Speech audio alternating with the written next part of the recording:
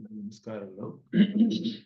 ಶ್ರೀನಿವಾಸ ಇತಿ ಶ್ರೇಷ್ಠದಯಾ ಪಾತ್ರಂ ಗುಣಾನ್ವಿತಃ ಕೌಶಿಕೋನಂತರಂಗಾರ್ಯ ಶಿರಂ ವಿಜೇತಾಂ ಭುವಿ ಯಸ್ತಾತ್ಮೀಯಪರಂ ವರಪ್ರದ ಗುರೌ ವೈರಾಗ್ಯ ಭಾಗ್ಯೋರ್ಧೌ ವೇದಾಂತಾಮೃತ ಸಾರವಂತಮನಘಾತ್ ಶ್ರೀ ಶ್ರೀನಿವಾಸಾದ್ ಗುರೋಃ ಶ್ರೀಶೈಲಾನ್ವಯ ಕೌಸ್ತುಭಸ್ಯ ತನಯಂ ಶ್ರೇಯೋನಿಧೇ ಶ್ರೀನಿಧೇಃ ವಂದೇ ಸಾಧುಕಟಾಕ್ಷಿಕೇಳಿನಿಲಯಂ श्रीकृष्ण सद्देशिकं श्रीवासरंगपरकालमुनित्रयाप्तलक्ष्मात्मरक्षणेति त्वैगागमान्तम् आचार्य भक्ति परिपूतमनर्घशीलं गोपालदेशिकमुनिं गुरुमाश्रयामः। नारायणाख्येतिराजपदाब्जभृङ्ग श्रीवासयोगि गुरुणार्पितभारमीशे भक्त्यादिपूर्णवरदार कृपात्तचिन्नं श्री श्रीनिवासमुनिवर्यमहं प्रपद्ये। श्रीनारायण योगीन्द्र वरदार कृपाश्रयं रङ्गेश पादविनुतं श्रीनिवासमुनिं भजे। श्रीकृष्ण ब्रह्मतंत्रोत्तम गुरुकरुणावाप्त चक्रांक भाष्यम वैराग्याचारवार्धौ वर्तपदमुखे लक्ष्मणेऽन्यस्तभारम् श्रीवागीशाततुर्यं षडर्पयतिराट् वेदचूडार्यमूर्तिं नूत्नं श्रीरङ्गनाथं कलिर्पवनगं ब्रह्मतन्त्रं श्रयामः। श्रीतुर्गवदनपादौ सन्ततपरिचरणमात्र परमार्थः जेतु श्रीमान् अभिनवरङ्गेन्द्र ब्रह्मतन्त्रपरकालः। इमान् वेङ्कटनाथार्य कवितार्किककेसरी वेदान्ताचार्यवर्यो मे सन्निधत्तां सदा हृदि यो नित्यमच्युतपदाम्बुजयुग्मरुक्मव्यामोहतस्तरितराणि मेने अस्मद्गुरोर्भगवतोऽस्य देकसिन्धो रामानुजस्य चरणौ शरणं प्रपद्ये। इति इन्दुकृतभाष्यार्थाय व्याख्यानेन दर्शिताः वरं सुदर्शनाद्यं तं वन्दे कूरकुलाधिपम् वरदं दुरदात्रीशं श्रीनिधिं करुणानिधिं शरण्यं शरणं यामि प्रणतार्तिहरं हरिं वैरन्तस्तमश्चेदि ज्योतिर्वन्दे सुदर्शनं येन व्याहतसङ्कल्पं वस्तुलक्ष्मीधरं विदुः सम्यक् न्यायकलापेन महता भारतेन च उपबृंहितवेदाय नमो व्यासाय विष्णवे तस्मै रामानुजार्याय नमः परमयोगिने श्रुतिस्मृतिसूत्राणामन्तर्जनमशीषमत् वन्देऽहं वरदार्यं तं वत्साभिजनभूषणं भाष्यामृतप्रधानाद्यः सञ्जीवयति मामपि प्रपद्ये प्रणवाकारं भाष्यं रङ्गमिवापरं परस्य ब्रह्मणो यत्राशेषित्वं स्फुटमीक्ष्यते उद्यन्तेषु श्रुतं भाष्ये मतं ध्यातं मृतं भुजे लक्ष्मीपतिं प्रपद्येऽहं दृष्टं श्रीरङ्गधामनि प्रमाणं च प्रमेयं च प्रमातारश्च सात्विकाः जयन्तु क्षपितारिष्टं सह सर्वत्र सर्वदा अविस्मृता सुगम्भीरा रामानुजमुनेर्गिरः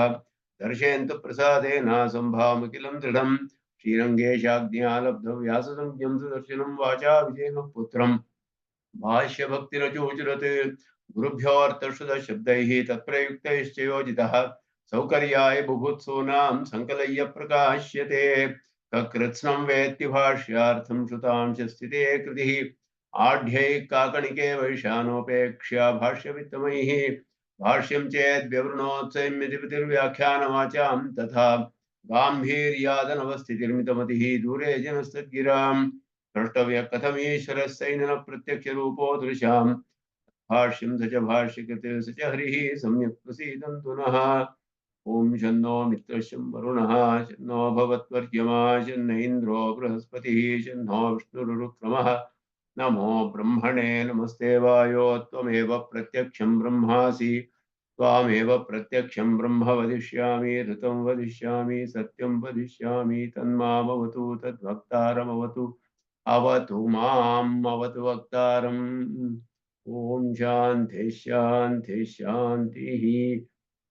किल भुवन जन्मस्तेव भङ्गादिलीले विनतविविधभूतौ रातरक्षैकदीक्षे शिरसि विदीप्ते ब्रह्मणि श्रीनिवासे भवतु मम परस्मिन् क्षेमशी भक्तिरूपा पाराशर्यवचः सुधामुपनिषद्दुग्धाब्धिमध्योद्धृतां संसाराग्निविदीपनं व्यपगत प्राणात्मसञ्जीविनीं पूर्वाचार्यसुरक्षितां बहुमतिव्याघातदूरस्थितामानीतां तु निजाक्षरैः सुमनसो भौमाः पिबन्त्वन्वहम्।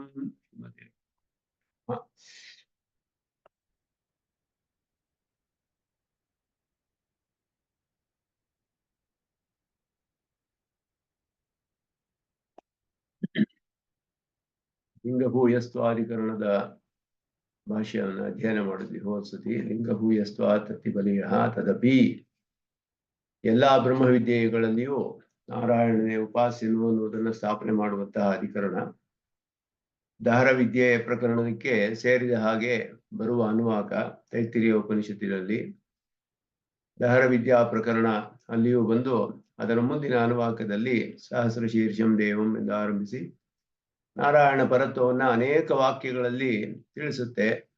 ಅದರಲ್ಲಿ ಬೇರೆ ಬೇರೆ ಬ್ರಹ್ಮವಿದ್ಯೆಗಳಲ್ಲಿ ಉಪಾಸ್ಯ ಅಂತ ಹೇಳಲ್ಪಟ್ಟ ಯಾವ ಯಾವ ಶಬ್ದಗಳಿಂದ ಹೇಳಲ್ಪಟ್ಟಿದೆಯೋ ಆತ್ಮ, ಬ್ರಹ್ಮ, ತತ್ವ, ಪರಮಾತ್ಮ ಮೊದಲಾದ್ದೆಲ್ಲ ಆ ಎಲ್ಲ ಶಬ್ದಗಳು ನಾರಾಯಣನನ್ನೇ ತಿಳಿಸುತ್ತೆ ಅನ್ನೋದನ್ನು ಸ್ಪಷ್ಟವಾಗಿ ಹೇಳುವಂತಹ ನಾರಾಯಣನೇ ಸರ್ವವಿದ್ಯೆಯಲ್ಲಿಯೂ ಉಪಾಸ್ಯನು ಅನ್ನುವ ವಿಷಯವನ್ನು ಹೇಳುವ ಅನೇಕ ವಾಕ್ಯಗಳಿವೆ. ಆ ಒಂದು ಲಿಂಗ ಮತ್ತೆ ಉಪಾಸ್ಯತ್ವ ಅನ್ನುವ ಲಿಂಗ ಸರ್ವವಿದ್ಯಾ ಉಪಾಸ್ಯತ್ವ ಅನೇಕ ವಾಕ್ಯಗಳ ಬಾಹುಳ್ಯ ಇರುವುದರಿಂದಲೂ ಭೂಯಸ್ತ್ವ, ಲಿಂಗ ಭೂಯಸ್ತ್ವ ಆ ಚಿಹ್ನೆ ಇರುವ ವಾಕ್ಯಗಳು ಅನೇಕವಿರೋದ್ರಿಂದ ಎಲ್ಲಾ ವಿದ್ಯೆಗಳಲ್ಲಿಯೂ ಉಪಾಸ್ಯನು ನಾರಾಯಣನೇ ಅಂತ ಅಲ್ಲಿ ತಿಳಿಸುತ್ತೆ.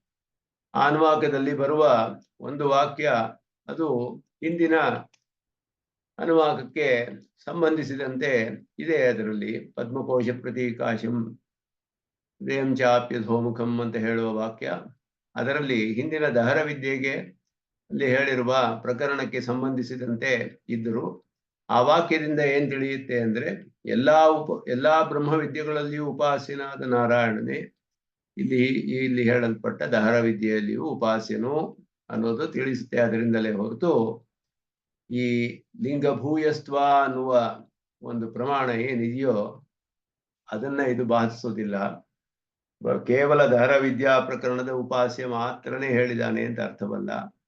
ಲಿಂಗಭೂಯಸ್ತ್ವ ಅನ್ನುವ ಪ್ರಮಾಣದಿಂದ ಆ ಲಿಂಗ ಅನ್ನುವುದು ವಾಕ್ಯ ಲಿಂಗ ಎರಡೂ ಕೂಡ ಪ್ರಕರಣ ಅನ್ನುವ ಪ್ರಮಾಣಕ್ಕಿಂತ ಬಲವಾದದ್ದು. ಶ್ರುತಿಲಿಂಗ ವಾಕ್ಯ ಪ್ರಕರಣ ಸ್ಥಾನ ಸಮಾಖ್ಯಾನಾಂ ಸಮವಾಯೇ ಪಾರದೌರ್ಬಲ್ಯಂ ಅರ್ಥವಿಪ್ರಕರ್ಷಾತ್ ಅನ್ನುವ ಸೂತ್ರದಿಂದ ನಮಗೆ ವಾಕ್ಯ ಶ್ರುತಿ ಲಿಂಗ ವಾಕ್ಯ ಮೂರು ಕೂಡ ಪ್ರಕರಣ ಅನ್ನುವ ಪ್ರಮಾಣಕ್ಕಿಂತ ಬಲವಾದದ್ದು ಅನ್ನೋದು ಸ್ಪಷ್ಟವಾಗಿ ತಿಳಿಯುತ್ತೆ ಇದರಲ್ಲಿ. ಆ ಒಂದು ಪ್ರಮಾಣದಿಂದ ಇಲ್ಲಿ ಸೂತ್ರಕಾರರು ಸರ್ವವಿದ್ಯಾ ಉಪಾಸನಾದವನು ನಾರಾಯಣನೇ ಅನ್ನುವುದನ್ನ ಸ್ಥಾಪನೆ ಮಾಡ್ತಾರೆ ಇದರಲ್ಲಿ. ಅದಾದ ಮೇಲೆ ಇನ್ನೊಂದು ಅಧಿಕರಣ ಪೂರ್ವ ವಿಕಲ್ಪಾಧಿಕರಣ ಅಂತ ಹೇಳ್ಬಿಟ್ಟು ಸ್ವಲ್ಪ ಕಷ್ಟವಾದ ಅಧಿಕರಣ. ಇಲ್ಲಿ ಬರುವ ವಿಷಯ ಗ್ರಹಣ ಮಾಡೋಕ್ಕೆ ಸ್ವಲ್ಪ ಕಷ್ಟವಾಗಬಹುದು. ಇದು ನೇರವಾಗಿ ಬ್ರಹ್ಮವಿದ್ಯೆ ಅಲ್ಲ, ಆದರೆ ಮಾನಸಿಕವಾಗಿ ಮಾಡುವಂತಹ ಒಂದು ಅಗ್ನಿ ಕಲ್ಪನೆ ಮೊದಲಾದನ್ನೆಲ್ಲ ಮಾನಸಿಕವಾಗಿ ಮಾಡಬೇಕು ಅಂತ ಹೇಳಿದೆ. ಇದರಿಂದ ಅವನ ಒಬ್ಬ ಉಪಾಸಕನಿಗೆ ಸಹಾಯವಾಗುತ್ತೆ, ಪಾಪಗಳೆಲ್ಲ ನಾಶವಾಗಿ ಭಕ್ತಿ ಉತ್ಪನ್ನವಾಗೋದಕ್ಕೆ ಸಹಾಯವಾಗುತ್ತೆ. ಆ ರೀತಿ ಹೇಳಲ್ಪಟ್ಟದ್ದು. ಈಗ ಪುರುಷ ವಿದ್ಯೆ ಅಂತ ಹೇಳಿದ್ವಿ, ಎಲ್ಲ ಜೀವನವೆಲ್ಲ ಒಂದು ಯಾಗ, ದೇಹವೇ ಭಾಗಗಳೆಲ್ಲ ಅವಯವಗಳು ಯಾಗಕ್ಕೆ ಸೇರಿದ ಅಂತ ಹೇಗೆ ಅನುಸಂಧಾನ ಮಾಡಬೇಕು ಅಂತ ಹೇಳಲ್ಪಟ್ಟಿತ್ತು ಪುರುಷ ವಿದ್ಯೆಯಲ್ಲಿ. ಹಾಗೆ ಇಲ್ಲಿ ಒಂದು ಮಾನಸವಾದ ಒಂದು ಕರೆತು ಹೇಳಲ್ಪಟ್ಟಿದೆ. ಮನಸ್ಸಿನಿಂದಲೇ ಅಗ್ನಿಯನ್ನು ಸಂಕಲ್ಪ ಮಾಡಿ ಒಂದು ಕ್ರತುವಿನಲ್ಲಿ ಮಾಡುವ ಎಲ್ಲಾ ಕೆಲಸಗಳನ್ನು ಮನಸ್ಸಿನಿಂದಲೇ ಧ್ಯಾನ ಮಾಡೋದು. ಭಗವದ್ ಆರಾಧನೆಗೆ ನಾವು ಮಾನಸಿಕ ಆರಾಧನೆ ಮಾಡ್ತೀವಿ. ಬಾಹ್ಯ ಆರಾಧನೆ ಮಾಡೋಕ್ಕೆ ಮೊದಲು ಮಾನಸಿಕ ಆರಾಧನೆ ಮಾಡ್ತೀವಿ. ಅದರಲ್ಲಿ ಮನಸ್ಸಿನಲ್ಲಿಯೇ ಎಲ್ಲವನ್ನು ನಾವು ಅನುಸಂಧಾನ ಮಾಡ್ತೀವಿ. ಪರಮಾತ್ಮನನ್ನ ಆಹ್ವಾನ ಮಾಡಿದ ಹಾಗೆ ಅಲ್ಲಿ ಅವನಿಗೆ ಒಂದು ಆಸನವನ್ನು ಸಮರ್ಪಣೆ ಮಾಡುವುದು, ಎಲ್ಲಾ ವಿಧವಾದ ಉಪಚಾರಗಳು ಸಮರ್ಪಣೆ ಮಾಡೋದು, ಅಲ್ಲಿ ಅರ್ಘ್ಯ ಪಾದ್ಯ ಎಲ್ಲವನ್ನು ಈ ರೀತಿ ಅಲ್ಲಿ ಉಪಹಾರವೇನು, ನೈವೇದ್ಯಗಳೇನು, ಆರತಿ ಏನು ಎಲ್ಲವನ್ನು ಮಾನಸಿಕವಾಗಿಯೇ ಹೇಗೆ ನಾವು ಮಾನಸಿಕ ಆರಾಧನೆ ಮಾಡ್ತೀವೋ ಹಾಗೆ ಮಾನಸಿಕವಾದ ಒಂದು ಕ್ರತು.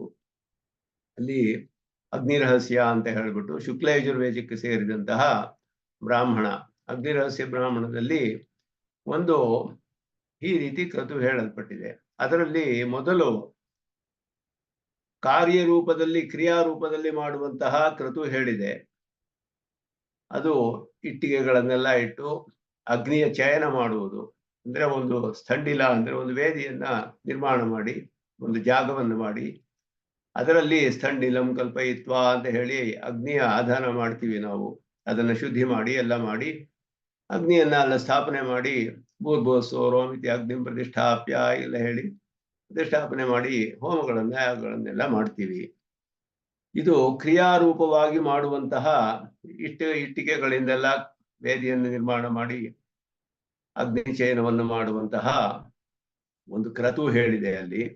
ಆ ಪ್ರಕರಣಕ್ಕೆ ಸೇರಿದಂತೆ ಮಾನಸಿಕವಾದ ಒಂದು ಕ್ರತುವು ಹೇಳಿದೆ. ಮನಸ್ಸಿನಿಂದಲೇ ಇದೆಲ್ಲವನ್ನು ಮಾಡುವಂತಹ ಒಂದು ಕ್ರತುವು ಹೇಳಿದೆ ಅಲ್ಲಿ.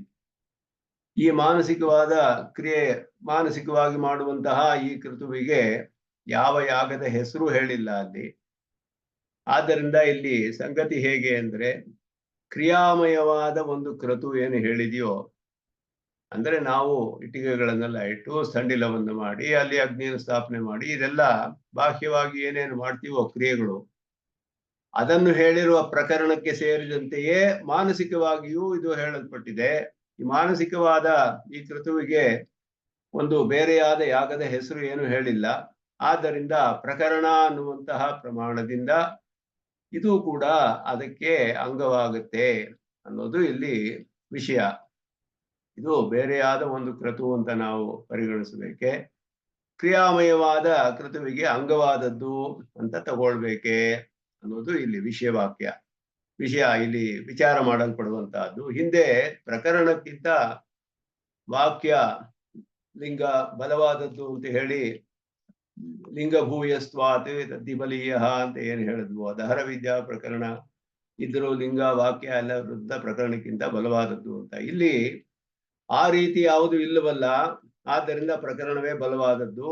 ಆದ್ದರಿಂದ ಇಲ್ಲಿ ಮಾನಸಿಕವಾದ ಉಪಾಸನಾತ್ಮಕವಾಗಿ ಹೇಳಿದೆ, ಅಗ್ನಿಯನ್ನೆಲ್ಲ ಕಲ್ಪನೆ ಮಾಡ್ಕೊಂಡು ಎಲ್ಲ ಮಾಡೋದು ಅಂತ ಹೇಳೋದು. ಅದಕ್ಕಿಂತ ಕ್ರಿಯಾಮಯವಾದದ್ದೇ ಬಲವಾಗಿ, ಅದುವೇ ಪ್ರಕರಣದಿಂದ ಹೆಚ್ಚಾಗಿ ಅದಕ್ಕೆ ಅಂಗವಾಗಿ ಇದನ್ನ ನಾವು ಸ್ವೀಕಾರ ಮಾಡಬೇಕು ಅಂತ ಪೂರ್ವ ಪಕ್ಷ.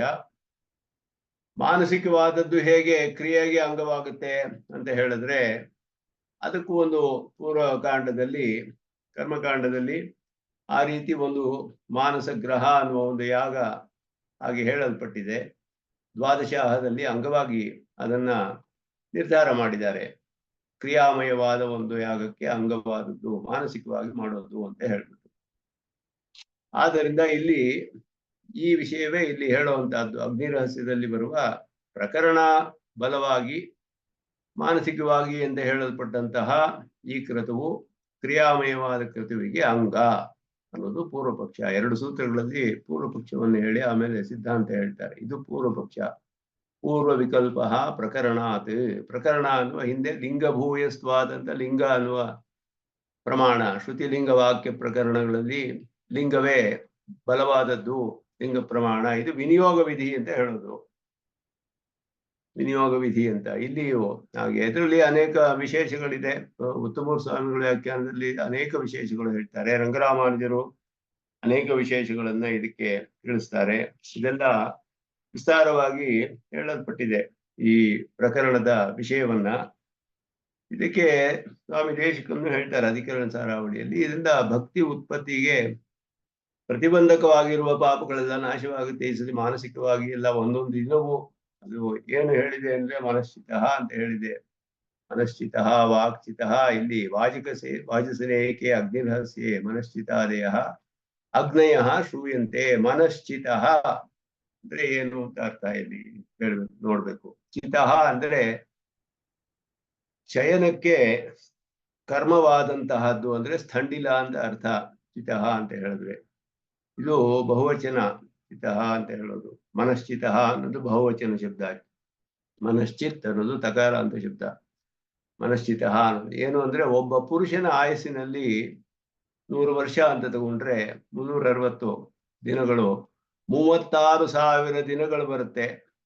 ಆ 36,000ಗಳಲ್ಲಿಯೂ 36,000 ಸಂಖ್ಯೆ ಒಂದು ದಿನದಲ್ಲಿ 36, ಒಟ್ಟು 36,000 ಅಗ್ನಿಗಳು ಕಲ್ಪನೆ ಮಾಡಿಕೊಂಡು ಒಂದು ದಿನದಲ್ಲಿ ಮಾಡುವ ಇವನ ಮನೋವ್ಯಾಪಾರಗಳೆಲ್ಲ ಅಗ್ನಿಯಂತೆ ಕಲ್ಪನೆ ಮಾಡಿ ಅದನ್ನ ಮಾಡಬೇಕು ಅಂತ ಹೇಳಿದೆ. ಇಲ್ಲಿ ಯಾಗದಂತೆ ಎಲ್ಲ ಮಾಡಬೇಕು ಅಂತ ಹೇಳಿದೆ, ಬೇರೆ ವಿಷಯಗಳನ್ನೆಲ್ಲ.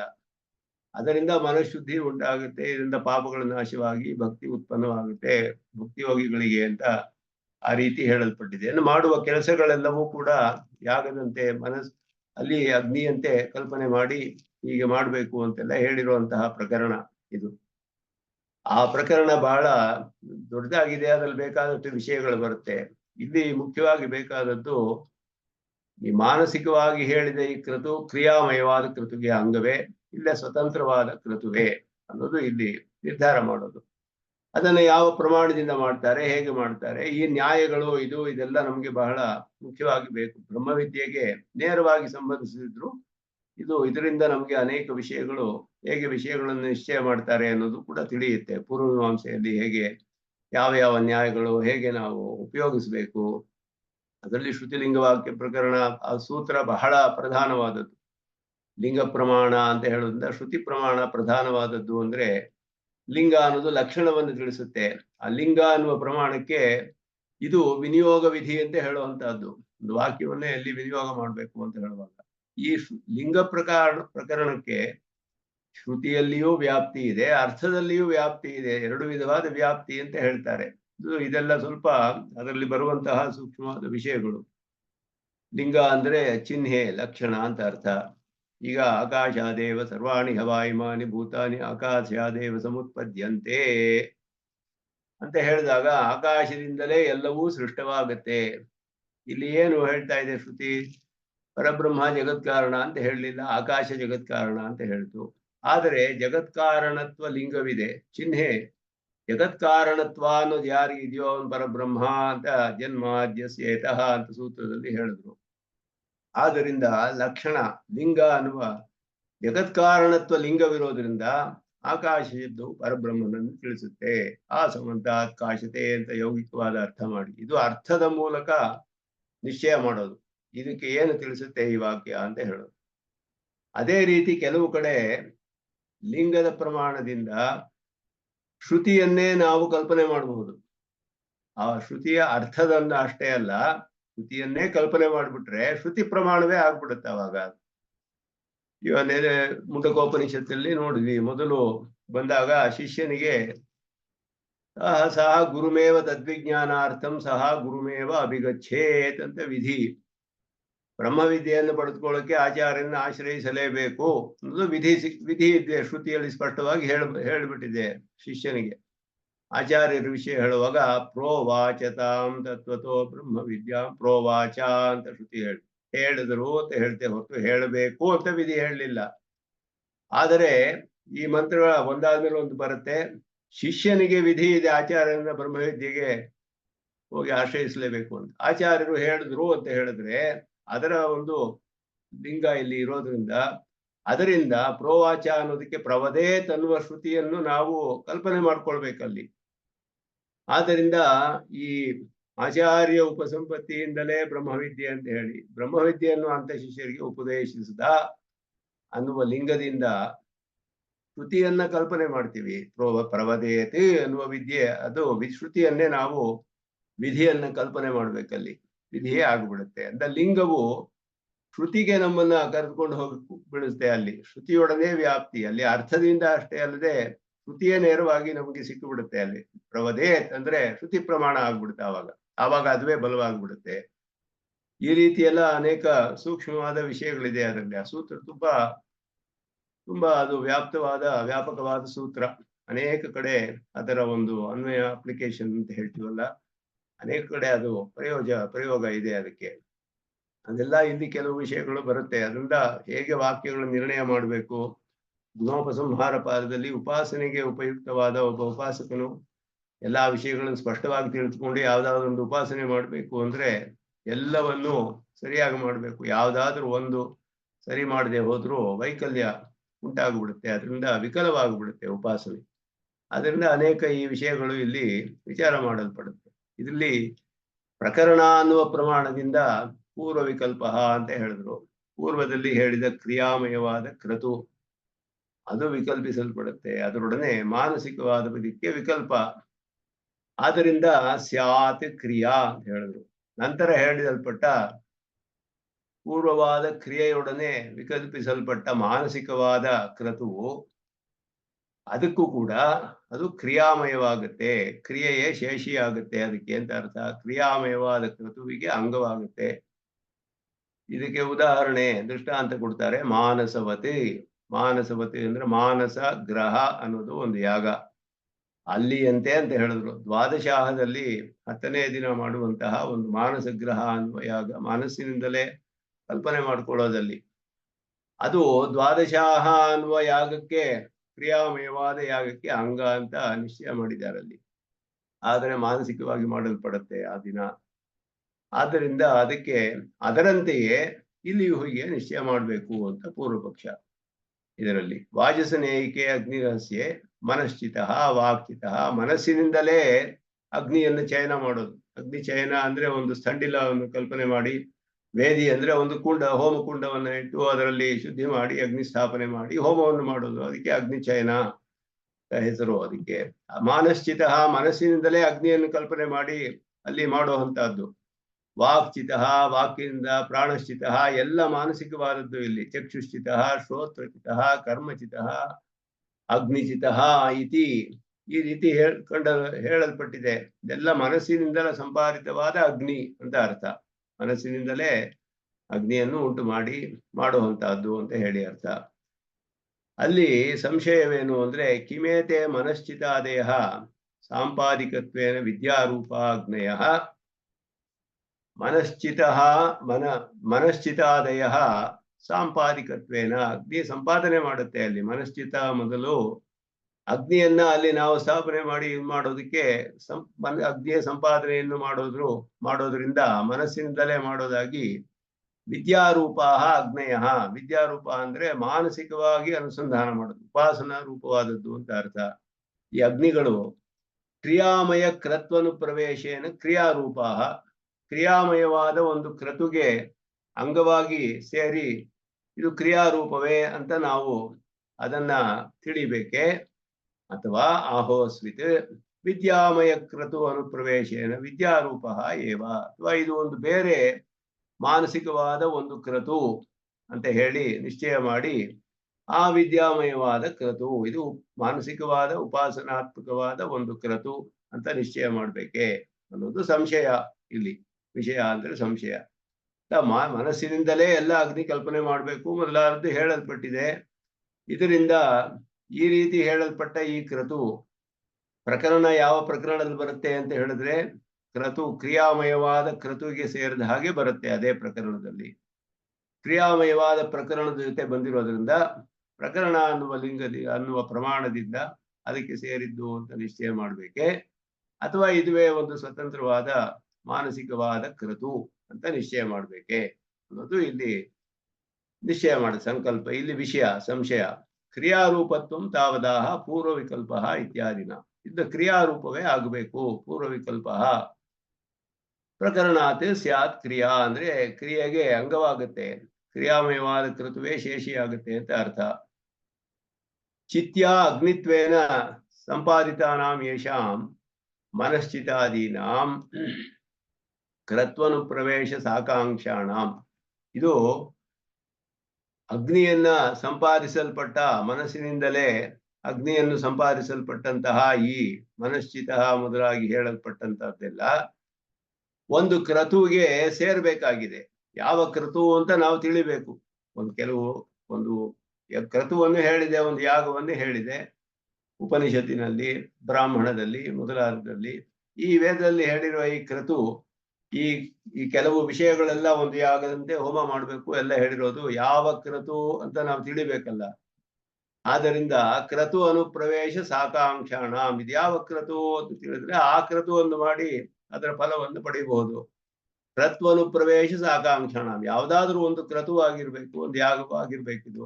ಸ್ವದೇಶೇ ಕ್ರತುವಿಧಿ ಅಭಾವಾತ್, ಹಿಂದೆ ಇದರ ಜಾಗದಲ್ಲಿ ಇದೆಲ್ಲ ಹೇಳಿರುವಂತಹ ಮನಶ್ಚಿತ ಅಂತ ಮಾನಸಿಕವಾಗಿ ಪರಿಕಲ್ಪನೆ ಮಾಡಿ ಅಗ್ನಿಯನ್ನು ಸಂಪಾದಿಸಬೇಕು, ಇದನ್ನು ಬರಬೇಕು, ಒಂದು ಪಾತ್ರೆ ತರಬೇಕು, ಅದರಿಂದ ಹೋಮ ಮಾಡಬೇಕು, ಇದೆಲ್ಲ ಹೇಳಿದೆ. ಎಲ್ಲ ಕ್ರತುವಿಗೆ ಬೇಕಾದ ಎಲ್ಲಾ ವಿಷಯಗಳನ್ನು ಅದರಲ್ಲಿ ಹೇಳಿರೋದ್ರಿಂದ ಇದು ಯಾವ ಕ್ರತು ಅಂತ ನಾವು ನಿಶ್ಚಯ ಮಾಡ್ಕೊಳ್ಬೇಕು. ಆದರೆ ಇದರ ಭಾಗದಲ್ಲಿ, ಈ ಪ್ರಕರಣದಲ್ಲಿ ಯಾವ ಕ್ರತು ಅಂತ ಹೇಳಲಿಲ್ಲ. ಇದು ಯಾವ ಕ್ರತು ಅನ್ನುವ ವಿಧಿಯಲ್ಲಿ ಇಲ್ಲ. ಇದು ಕ್ರತು ವಿಧಿ ಅಭಾವಾತ್, ಯಾವ ಕ್ರತು ಅನ್ನುವ ವಿಧಿ ಇಲ್ಲಿ ವಿಧಿಯೇ ಇಲ್ಲ. ಇದನ್ನು ಹೀಗೆ ಮಾಡಬೇಕು ಅಂತ ಹೇಳ್ಬಿಟ್ಟು, ಅದರಿಂದ ಅಸದ್ವಾ ಇದಮಗ್ರ ಆಸೀತ್ ಅನ್ನೋದು ಇದು ಬ್ರಾಹ್ಮಣದಲ್ಲಿ ಬರೋದು. ಇದು ಒಂದು ಯಜ್ಞದ ವಿಷಯ ಇದು. ಇತ್ಯಾದಿನ ಇಷ್ಟಖಚಿತಸ್ಯ ಅಗ್ನೇಹೇ, ಇಷ್ಟಖಚಿತವಾದ ಅಗ್ನಿ ಅಂದ್ರೆ ಇಷ್ಟಕ ಅಂದ್ರೆ ಇಟ್ಟಿಗೆಗಳು ಅಂತ. ಇಟ್ಟಿಗೆಗಳಿಂದ ಸಂಪಾದಿಸಲ್ಪಟ್ಟ ಒಂದು ವೇದಿಕೆಯಲ್ಲಿ ಅಗ್ನಿಯನ್ನು ಸ್ಥಾಪನೆ ಮಾಡಿ ಮಾಡುವ ಹೋಮಗಳೆಲ್ಲ ಅಲ್ಲಿ ಹೇಳಲ್ಪಟ್ಟಿದೆ, ಕ್ರತು ಹೇಳಲ್ಪಟ್ಟಿದೆ ಅಲ್ಲಿ. ಆದ್ರಿಂದ ಇಷ್ಟಖಚಿತವಾದ ಅಗ್ನಿ ಪ್ರಕೃತವಾಗಿದೆ ಪ್ರಕರಣದಲ್ಲಿ. ತಸ್ಯ ಚ ಕ್ರಿಯಾಮಯ ಕ್ರತು ಅವ್ಯಭಿಚಾರಿತ್ವೇನ, ಆ ಇಷ್ಟಖಚಿತವಾದ ಅಗ್ನಿ ಅದೆಲ್ಲ ಕ್ರಿಯಾಮಯವಾದದ್ದು, ಕ್ರಿಯಾಮಯ ಕ್ರತುವಾಗಿದೆ ಅದು. ತತ್ರ ಕ್ರತು ಸನ್ನಿಧಾನಾತ್, ಆ ಕ್ರತುವಿಗೆ ಸೇರಿದಂತೆ ಇದು ಬಂದಿದೆ, ಸನ್ನಿಧಾನ ಅಂತ ಹೇಳುವುದು. ಅದರ ಪ್ರಕರಣಕ್ಕೆ ಸೇರಿದ ಹಾಗೆಯೇ ಈ ಮಾನಸಿಕವಾದ ಕ್ರತುವು ಹೇಳಲ್ಪಟ್ಟಿದೆ. ಆದ್ದರಿಂದ ಪ್ರಕರಣ ಗೃಹೀತಾ ಮನಶ್ಚಿತಾದಯ ತೇನ ಇಷ್ಟಖಚಿತೇನ ಅಗ್ನಿನ ವಿಕಲ್ಪ್ಯಮಾನಾ ಕ್ರಿಯಾರೂಪ ಏವ ಸ್ಯುಹು. ಆದ್ದರಿಂದ ಆ ಇಷ್ಟಖಚಿತವಾದ ಕ್ರತು ಯಾವುದಿದೆಯೋ ಇದು ಮನಶ್ಚಿತವಾದ ಕ್ರತು, ಇಷ್ಟಖಚಿತವಾದ ಕ್ರತು. ಇಷ್ಟಕ ಅಂದ್ರೆ ಇಟ್ಟಿಗೆಗಳು ಫಿಸಿಕಲ್ ಆಗಿ ಬಾಹ್ಯವಾಗಿ ನಾವು ಮಾಡುವಂತಹದ್ದು ಎಲ್ಲ, ಕಂಡಿಲವನ್ನು ಕಲ್ಪನೆ ಮಾಡಿ ಎಲ್ಲ ಮಾಡಿ ಮಾಡುವಂತಹದ್ದು. ಇದು ಮಾನಸಿಕವಾಗಿ ಮಾಡೋದು ಹೇಳಿದೆ. ಇದು ಅದರ ಜೊತೆಯಲ್ಲೇ ಬಂದಿರೋದ್ರಿಂದ ಇದು ಕ್ರಿಯಾರೂಪವೇ ಅಂತ ನಾವು ನಿಶ್ಚಯ ಮಾಡಬೇಕು. ಇದು ಬೇರೆ ಅಂತ ಹೇಳೋದಕ್ಕೆ ಅಲ್ಲಿ ವಿಧಿ ಇಲ್ಲ, ಬೇರೆ ಯಾವ ಕ್ರತುವನ್ನು ವಿಧಿಯೂ ಕಂಡು ಬರೋದಿಲ್ಲ ಅಲ್ಲಿ ಆ ಪ್ರಕರಣದಲ್ಲಿ. ಆದ್ದರಿಂದ ಇದನ್ನ ಕ್ರಿಯಾರೂಪವಾದ ಒಂದು ಕ್ರತು ಏನು ಹೇಳಿದ್ಯೋ ಅದಕ್ಕೆ ಅಂಗ ಅಂತ ನಿಶ್ಚಯ ಮಾಡಬೇಕು ಅಂತ ಇಲ್ಲಿ ಪೂರ್ವ ಪಕ್ಷ. ವಿದ್ಯಾರೂಪಾಣಮಪಿ, ಹಾಗಾದರೆ ಉಪಾಸನಾತ್ಮಕವಾದದ್ದು ಮಾನಸಿಕವಾದದ್ದು ಅದು ಹೇಗೆ ಕರ್ಮಕ್ಕೆ ಅಂಗವಾಗುತ್ತೆ, ಕ್ರಿಯಾರೂಪವಾದದಕ್ಕೆ ಅಂಗವಾಗುತ್ತೆ? ಇದುವೇ ಬೇರೆ ಆಯ್ತಲ್ಲ, ಮಾನಸಿಕವಾದದ್ದು ಬೇರೆ, ಕ್ರಿಯಾಮಯವಾದದ್ದೇ ಬೇರೆ ಆಯ್ತು. ಅದಕ್ಕೆ ಹೇಗೆ ಇದು ಅಂಗವಾಗುತ್ತೆ ಅಂತ ಹೇಳಿದ್ರೆ, ವಿದ್ಯಾರೂಪಾಣಮಪಿ ಕ್ರಿಯಾಮಯ ಕ್ರತ್ವನು ಪ್ರವೇಶೇನ, ವಿದ್ಯಾಮಯವಾಗಿದ್ದರೂ ಅಂದ್ರೆ ಉಪಾಸನಾತ್ಮಕವಾದದ್ದು ಅಂತ ಅರ್ಥ. ಅಂದ್ರೆ ಮಾನಸಿಕವಾಗಿ ಮಾಡುವಂತಹದ್ದು, ಅದು ಕೂಡ ಕ್ರಿಯಾಮಯ ಕ್ರತು ಅನುಪ್ರವೇಶೇನ, ಕ್ರಿಯಾಮಯವಾದ ಒಂದು ಕ್ರತೆಗೆ ಅಂಗವಾಗಿ ಇರೋ ಅಂತದ್ರಿಂದ ಕ್ರಿಯಾರೂಪತ್ವಂ, ಕ್ರಿಯಾರೂಪವೇ ಅಂತ ನಿಶ್ಚಯ ಮಾಡಿರೋದು. ಮಾನಸಗ್ರಹವತು ಉಪಪದ್ಯತೆ, ಮಾನಸಗ್ರಹ ಅನ್ನುವ ಒಂದು ಯಾಗ ಅದರಂತೆ ಉಪಪನ್ನವಾಗತ್ತೆ ಅಂತ ಹೇಳಿದ್ರು. ಅದರಿಂದ ಇದು ಅದುವೇ ಅಂತ ನಾವು ನಿಶ್ಚಯ ಮಾಡೋದ್ರಲ್ಲಿ ಯಾವ ಒಂದು ವಿರೋಧವೂ ಇಲ್ಲ. ಇದಕ್ಕೆ ಪ್ರಮಾಣವಿದೆ. ಪೂರ್ವಕಾಂಡದಲ್ಲಿಯೇ ಕರ್ಮಕಾಂಡದಲ್ಲಿ ಮಾನಸಗ್ರಹ ಅನ್ನುವ ಒಂದು ಯಾಗಕ್ಕೆ ಈ ರೀತಿ ಹೇಳಲ್ಪಟ್ಟಿದೆ. ಇದು ಮನೋ ವಿಷಯವಾಗಿದ್ರು ಕೂಡ, ಅದು ವಿದ್ಯಾಮಯವಾಗಿದ್ರು ಕೂಡ ಇದು ಕರ್ಮಕ್ಕೆ ಅಂಗ ಅಂತ, ಕ್ರಿಯಾಮಯವಾದ ಕರ್ಮಕ್ಕೆ ಅಂಗವಾಗಿ ಹೇಳಲ್ಪಟ್ಟಿದೆ. ಅದು ಎಲ್ಲಿ ಅಂದ್ರೆ ದ್ವಾದಶಾಹೇ ಅವಿವಾಕ್ಯೆ ದಶಮೇ ಹನಿ, 10ನೇ ದಿನ ದ್ವಾದಶಾಹದಲ್ಲಿ 12 ದಿನ ಮಾಡುವ ಯಾಗ ದ್ವಾದಶಾಹ ಅಂತ ಹೇಳೋದು. ಅದರಲ್ಲಿ 10ನೇ ದಿನ ಅವಿವಾಕ್ಯ ಅಂತ ಹೇಳಲ್ಪಟ್ಟಿದೆ. ಅವಿವಾಕ್ಯ ಅಂದ್ರೆ ವಿವಿಧವಾದ ವಾಕ್ಯಗಳ ಪಠಣ ಇಲ್ಲೇ ಇರೋದು ಅಂತ ಅರ್ಥ ಅಲ್ಲಿ. ಆದ್ರಿಂದ ಅದು ವಿವಿಧವಾದ ವಾಕ್ಯಗಳ ಪಠಣ ಇಲ್ಲದೆ ಇರೋದ್ರಲ್ಲಿ ಅದಕ್ಕೆ ಮಾನಸಗ್ರಹಸ್ಯ ಮನೋನಿಷ್ಪಾದ್ಯ ಗ್ರಹಣ ಆಸಾದನ ಸ್ತೋತ್ರ ಶಸ್ತ್ರ ಪ್ರತ್ಯಾಹರಣ ಭಕ್ಷಣತ್ವೇನ ವಿದ್ಯಾರೂಪಸ್ಯಾಪಿ.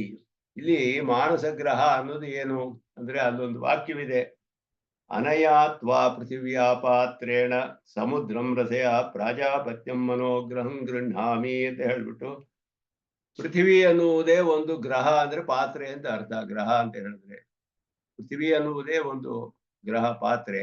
ಸಮುದ್ರವೇ ಸೋಮರಸ. ಇದನ್ನ ಪ್ರಜಾಪತಿಗೆ ನಾನು ಸಮುದ್ರ ಅನ್ನುವ ಸೋಮರಸವನ್ನ ಪೃಥ್ವಿ ಎನ್ನುವ ಪಾತ್ರೆಯಿಂದ ಪ್ರಜಾಪತಿಗೆ ಸಮರ್ಪಣೆ ಮಾಡ್ತೀನಿ ಅಂತ ಒಂದು ವಾಕ್ಯವಿದೆ.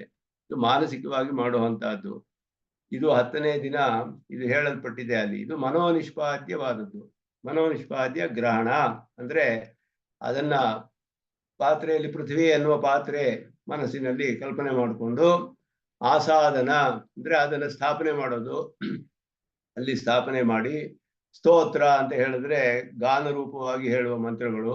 ಅದು ಪ್ರಗೀತ ಮಂತ್ರ ಸಾಧ್ಯ ಗುಣಿನಿಷ್ಠ ಗುಣಾಭಿಧಾನಂ ಸ್ತೋತ್ರಂ ಅಂತ ಹೇಳಲ್ಪಟ್ಟಿದೆ. 2 ವಿಧವಾಗಿ ಇದೆ, ಸ್ತೋತ್ರ ಶಸ್ತ್ರ ಅಂತ.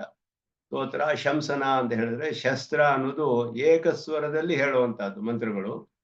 ಸ್ತೋತ್ರ ಅಂದ್ರೆ ಗಾನ ರೂಪವಾಗಿ ಹೇಳುವಂತಹದ್ದು, ಉದ್ಗಾನ ಮಾಡಿ ಗಾನ ರೂಪವಾಗಿ ಹೇಳುವಂತಹದ್ದು ಸ್ತೋತ್ರ ಅಂತ ಹೇಳಿ. ಗುಣಿನಿಷ್ಠ ಗುಣಾಭಿಧಾನ ಅಂದ್ರೆ ಸ್ತೋತ್ರ ಮಾಡೋದು, ಆ ಗುಣಿಯಲ್ಲಿ ಇರುವ ಗುಣಗಳನ್ನ ತೆಗೆದು ಹೇಳೋದು ಗಾನ ರೂಪವಾಗಿ, ಅದಕ್ಕೆ ಸ್ತೋತ್ರ ಅಂತ ಹೆಸರು. ಇಲ್ಲದೆ ಇರೋ ಗುಣಗಳನ್ನ ಆರೋಪ ಮಾಡೋದಲ್ಲ ಸ್ತೋತ್ರ, ಇರೋ ಗುಣಗಳನ್ನ ಹೇಳಬೇಕು. ಅಪ್ರಗೀತ ಗುಣೇಷ್ಟ ಗುಣಾಭಿಧಾನಂ ಮಂತ್ರ ಸಾಧ್ಯ ಗುಣೇಷ್ಟ ಗುಣಾಭಿಧಾನಂ ಶಸ್ತ್ರಂ ಅಂತ ಹೇಳಿದೆ. ಇಲ್ಲಿ ಸ್ತೋತ್ರವನ್ನು ಅಲ್ಲಿ ಹೇಳ್ಬೇಕು. ಅಲ್ಲಿ ಶಸ್ತ್ರ ಅನ್ನೋದು ಹೇಳಿದೆ. ಸ್ತೋತ್ರ ಶಸ್ತ್ರ ಎಲ್ಲ ಇದೆ ಅದರಲ್ಲಿ ಭಾಗದಲ್ಲಿ. ಕೆಲವು ಸ್ತೋತ್ರವಾಗಿ ಹೇಳುತ್ತೆ, ಕೆಲವು ಶಸ್ತ್ರದಂತೆ ಹೇಳಲ್ಪಡುತ್ತೆ. ಮತ್ತೆ ಪ್ರತ್ಯಾಹರಣ, ಆ ಸೋಮರಸ ಆದ್ಮೇಲೆ ಅದು ಮಿಕ್ಕಿರುತ್ತಲ್ಲ ಹವಿಶೇಷ, ಅದನ್ನ ತೆಗೆದುಕೊಂಡು ಬರೋದು, ಅದನ್ನ ಭಕ್ಷಣ ಸ್ವೀಕಾರ ಮಾಡೋದು, ಇದೆಲ್ಲ ಮಾನಸಿಕವಾಗಿ ಹೇಳಲ್ಪಟ್ಟಿದೆ. ಸಮುದ್ರವೇ ಸೋಮರಸ ಪೃಥ್ವಿ ಅನ್ನೋ ಪಾತ್ರೆಯಲ್ಲಿ ಪ್ರಜಾಪತಿಗೆ ಸಮರ್ಪಣೆ ಮಾಡ್ತೀನಿ ಅಂತ ಹೇಳಿ ಅದರಲ್ಲಿ ಆ ಪಾತ್ರೆಯಲ್ಲಿ ಸೋಮರಸವನ್ನ ತೆಗೆದುಕೊಳ್ಳೋದು, ಗ್ರಹಣ ಮಾಡೋದು, ಅದನ್ನ ಅಲ್ಲಿ ಸ್ಥಾಪನೆ ಮಾಡೋದು, ಮತ್ತೆ ಅಲ್ಲಿ ಸ್ತೋತ್ರ ಶಾಸ್ತ್ರಗಳನ್ನೆಲ್ಲ ಹೇಳೋದು, ಮತ್ತೆ ಅಲ್ಲಿ ಹವಿಶೇಷವನ್ನ ತೆಗೆದುಕೊಂಡು ಬರೋದು, ಅದನ್ನ ಸ್ವೀಕಾರ ಮಾಡೋದು, ಭಕ್ಷಣ ಮಾಡೋದು, ಇದೆಲ್ಲ ಮಾನಸಿಕವಾಗಿ ನಾವು ಕಲ್ಪನೆ ಮಾಡ್ಕೊಳ್ಬೇಕು ಅಂತ ಹೇಳಿದೆ. ಒಂದು ಮಾನಸ ಗ್ರಹ ಅನ್ನುವ ಯಾಗ ಅಲ್ಲಿ. ಇದು ದ್ವಾದಶಾಹ ಅನ್ನುವ ಕ್ರಿಯಾಮಯದ ಯಾಗಕ್ಕೆ ಅಂಗವಾಗಿ ಹೇಳಲ್ಪಟ್ಟಿದೆ. ಆ ರೀತಿಯ ಅಂಗ ಅಂತಾನೆ. ಆದ್ರಿಂದ ಇದು ಕ್ರಿಯಾಮಯವೇ ಅಂತ ಹೇಳಿ ಪೂರ್ವಕಾಂಡದಲ್ಲಿ ನಿಶ್ಚಯ ಮಾಡಿದ್ದಾರೆ ಆಗಲೇ. ವಿದ್ಯಾರೂಪಸ್ಯಾಪಿ ಕ್ರಿಯಾಮಯ ಕ್ರತ್ವಂಗತೆಯ, ಕ್ರಿಯಾಮಯವಾದ ಕ್ರತುವಿಗೆ ಅಂಗ ಅಂತ ಹೇಳ್ಬಿಟ್ಟು ಇದು ಕ್ರಿಯಾರೂಪತ್ವ, ಅದರಂತೆಯೇ ಆಗ್ಬಿಡುತ್ತೆ ಆವಾಗ. ತಥಾ ಇಹಾಪಿ, ಹಾಗೆಯೇ ಇಲ್ಲಿಯೂ ಮಾಡಬೇಕು ಅಂತ ಇಲ್ಲಿ ಪೂರ್ವಪಕ್ಷ. ಕ್ರಿಯಾಮಯವಾದ ಕ್ರತುವಿಗೆ ಅಂಗವಾಗ್ಬಿಟ್ಟಿರೋದ್ರಿಂದ ಅದಕ್ಕೆ ಸೇರಿದ ಹಂಗೆ ಆಗುತ್ತೆ ಅದು. ಇದು ಬೇರೆ ಒಂದು ಕ್ರತು ಅಂತ ಹೇಳಿಲ್ಲ. ಮಾನಸ ಗ್ರಹವನ್ನ ದ್ವಾದಶಕ್ಕೆ ಅಂಗವಾಗಿ ಹೇಳಲ್ಪಟ್ಟಿದೆ. ಅದೇ ರೀತಿ ಇಲ್ಲಿಯೂ ಕೂಡ ಮನಶ್ಚಿತ ವಾಕ್ಚಿತ ಅಂತ ಏನು ಒಂದು ಹೇಳಲ್ಪಟ್ಟಿದೆಯೋ ಇದು ಸ್ವತಂತ್ರವಾದ ಕ್ರತುವಲ್ಲ. ಇದಕ್ಕೆ ಮೊದಲು ಹೇಳುವಂತಹ ಕ್ರಿಯಾರೂಪವಾದ ಕ್ರತುವಿಗೆ ಅಂಗ ಇದು ಅಂತ ಇಲ್ಲಿ ವಿಷಯ.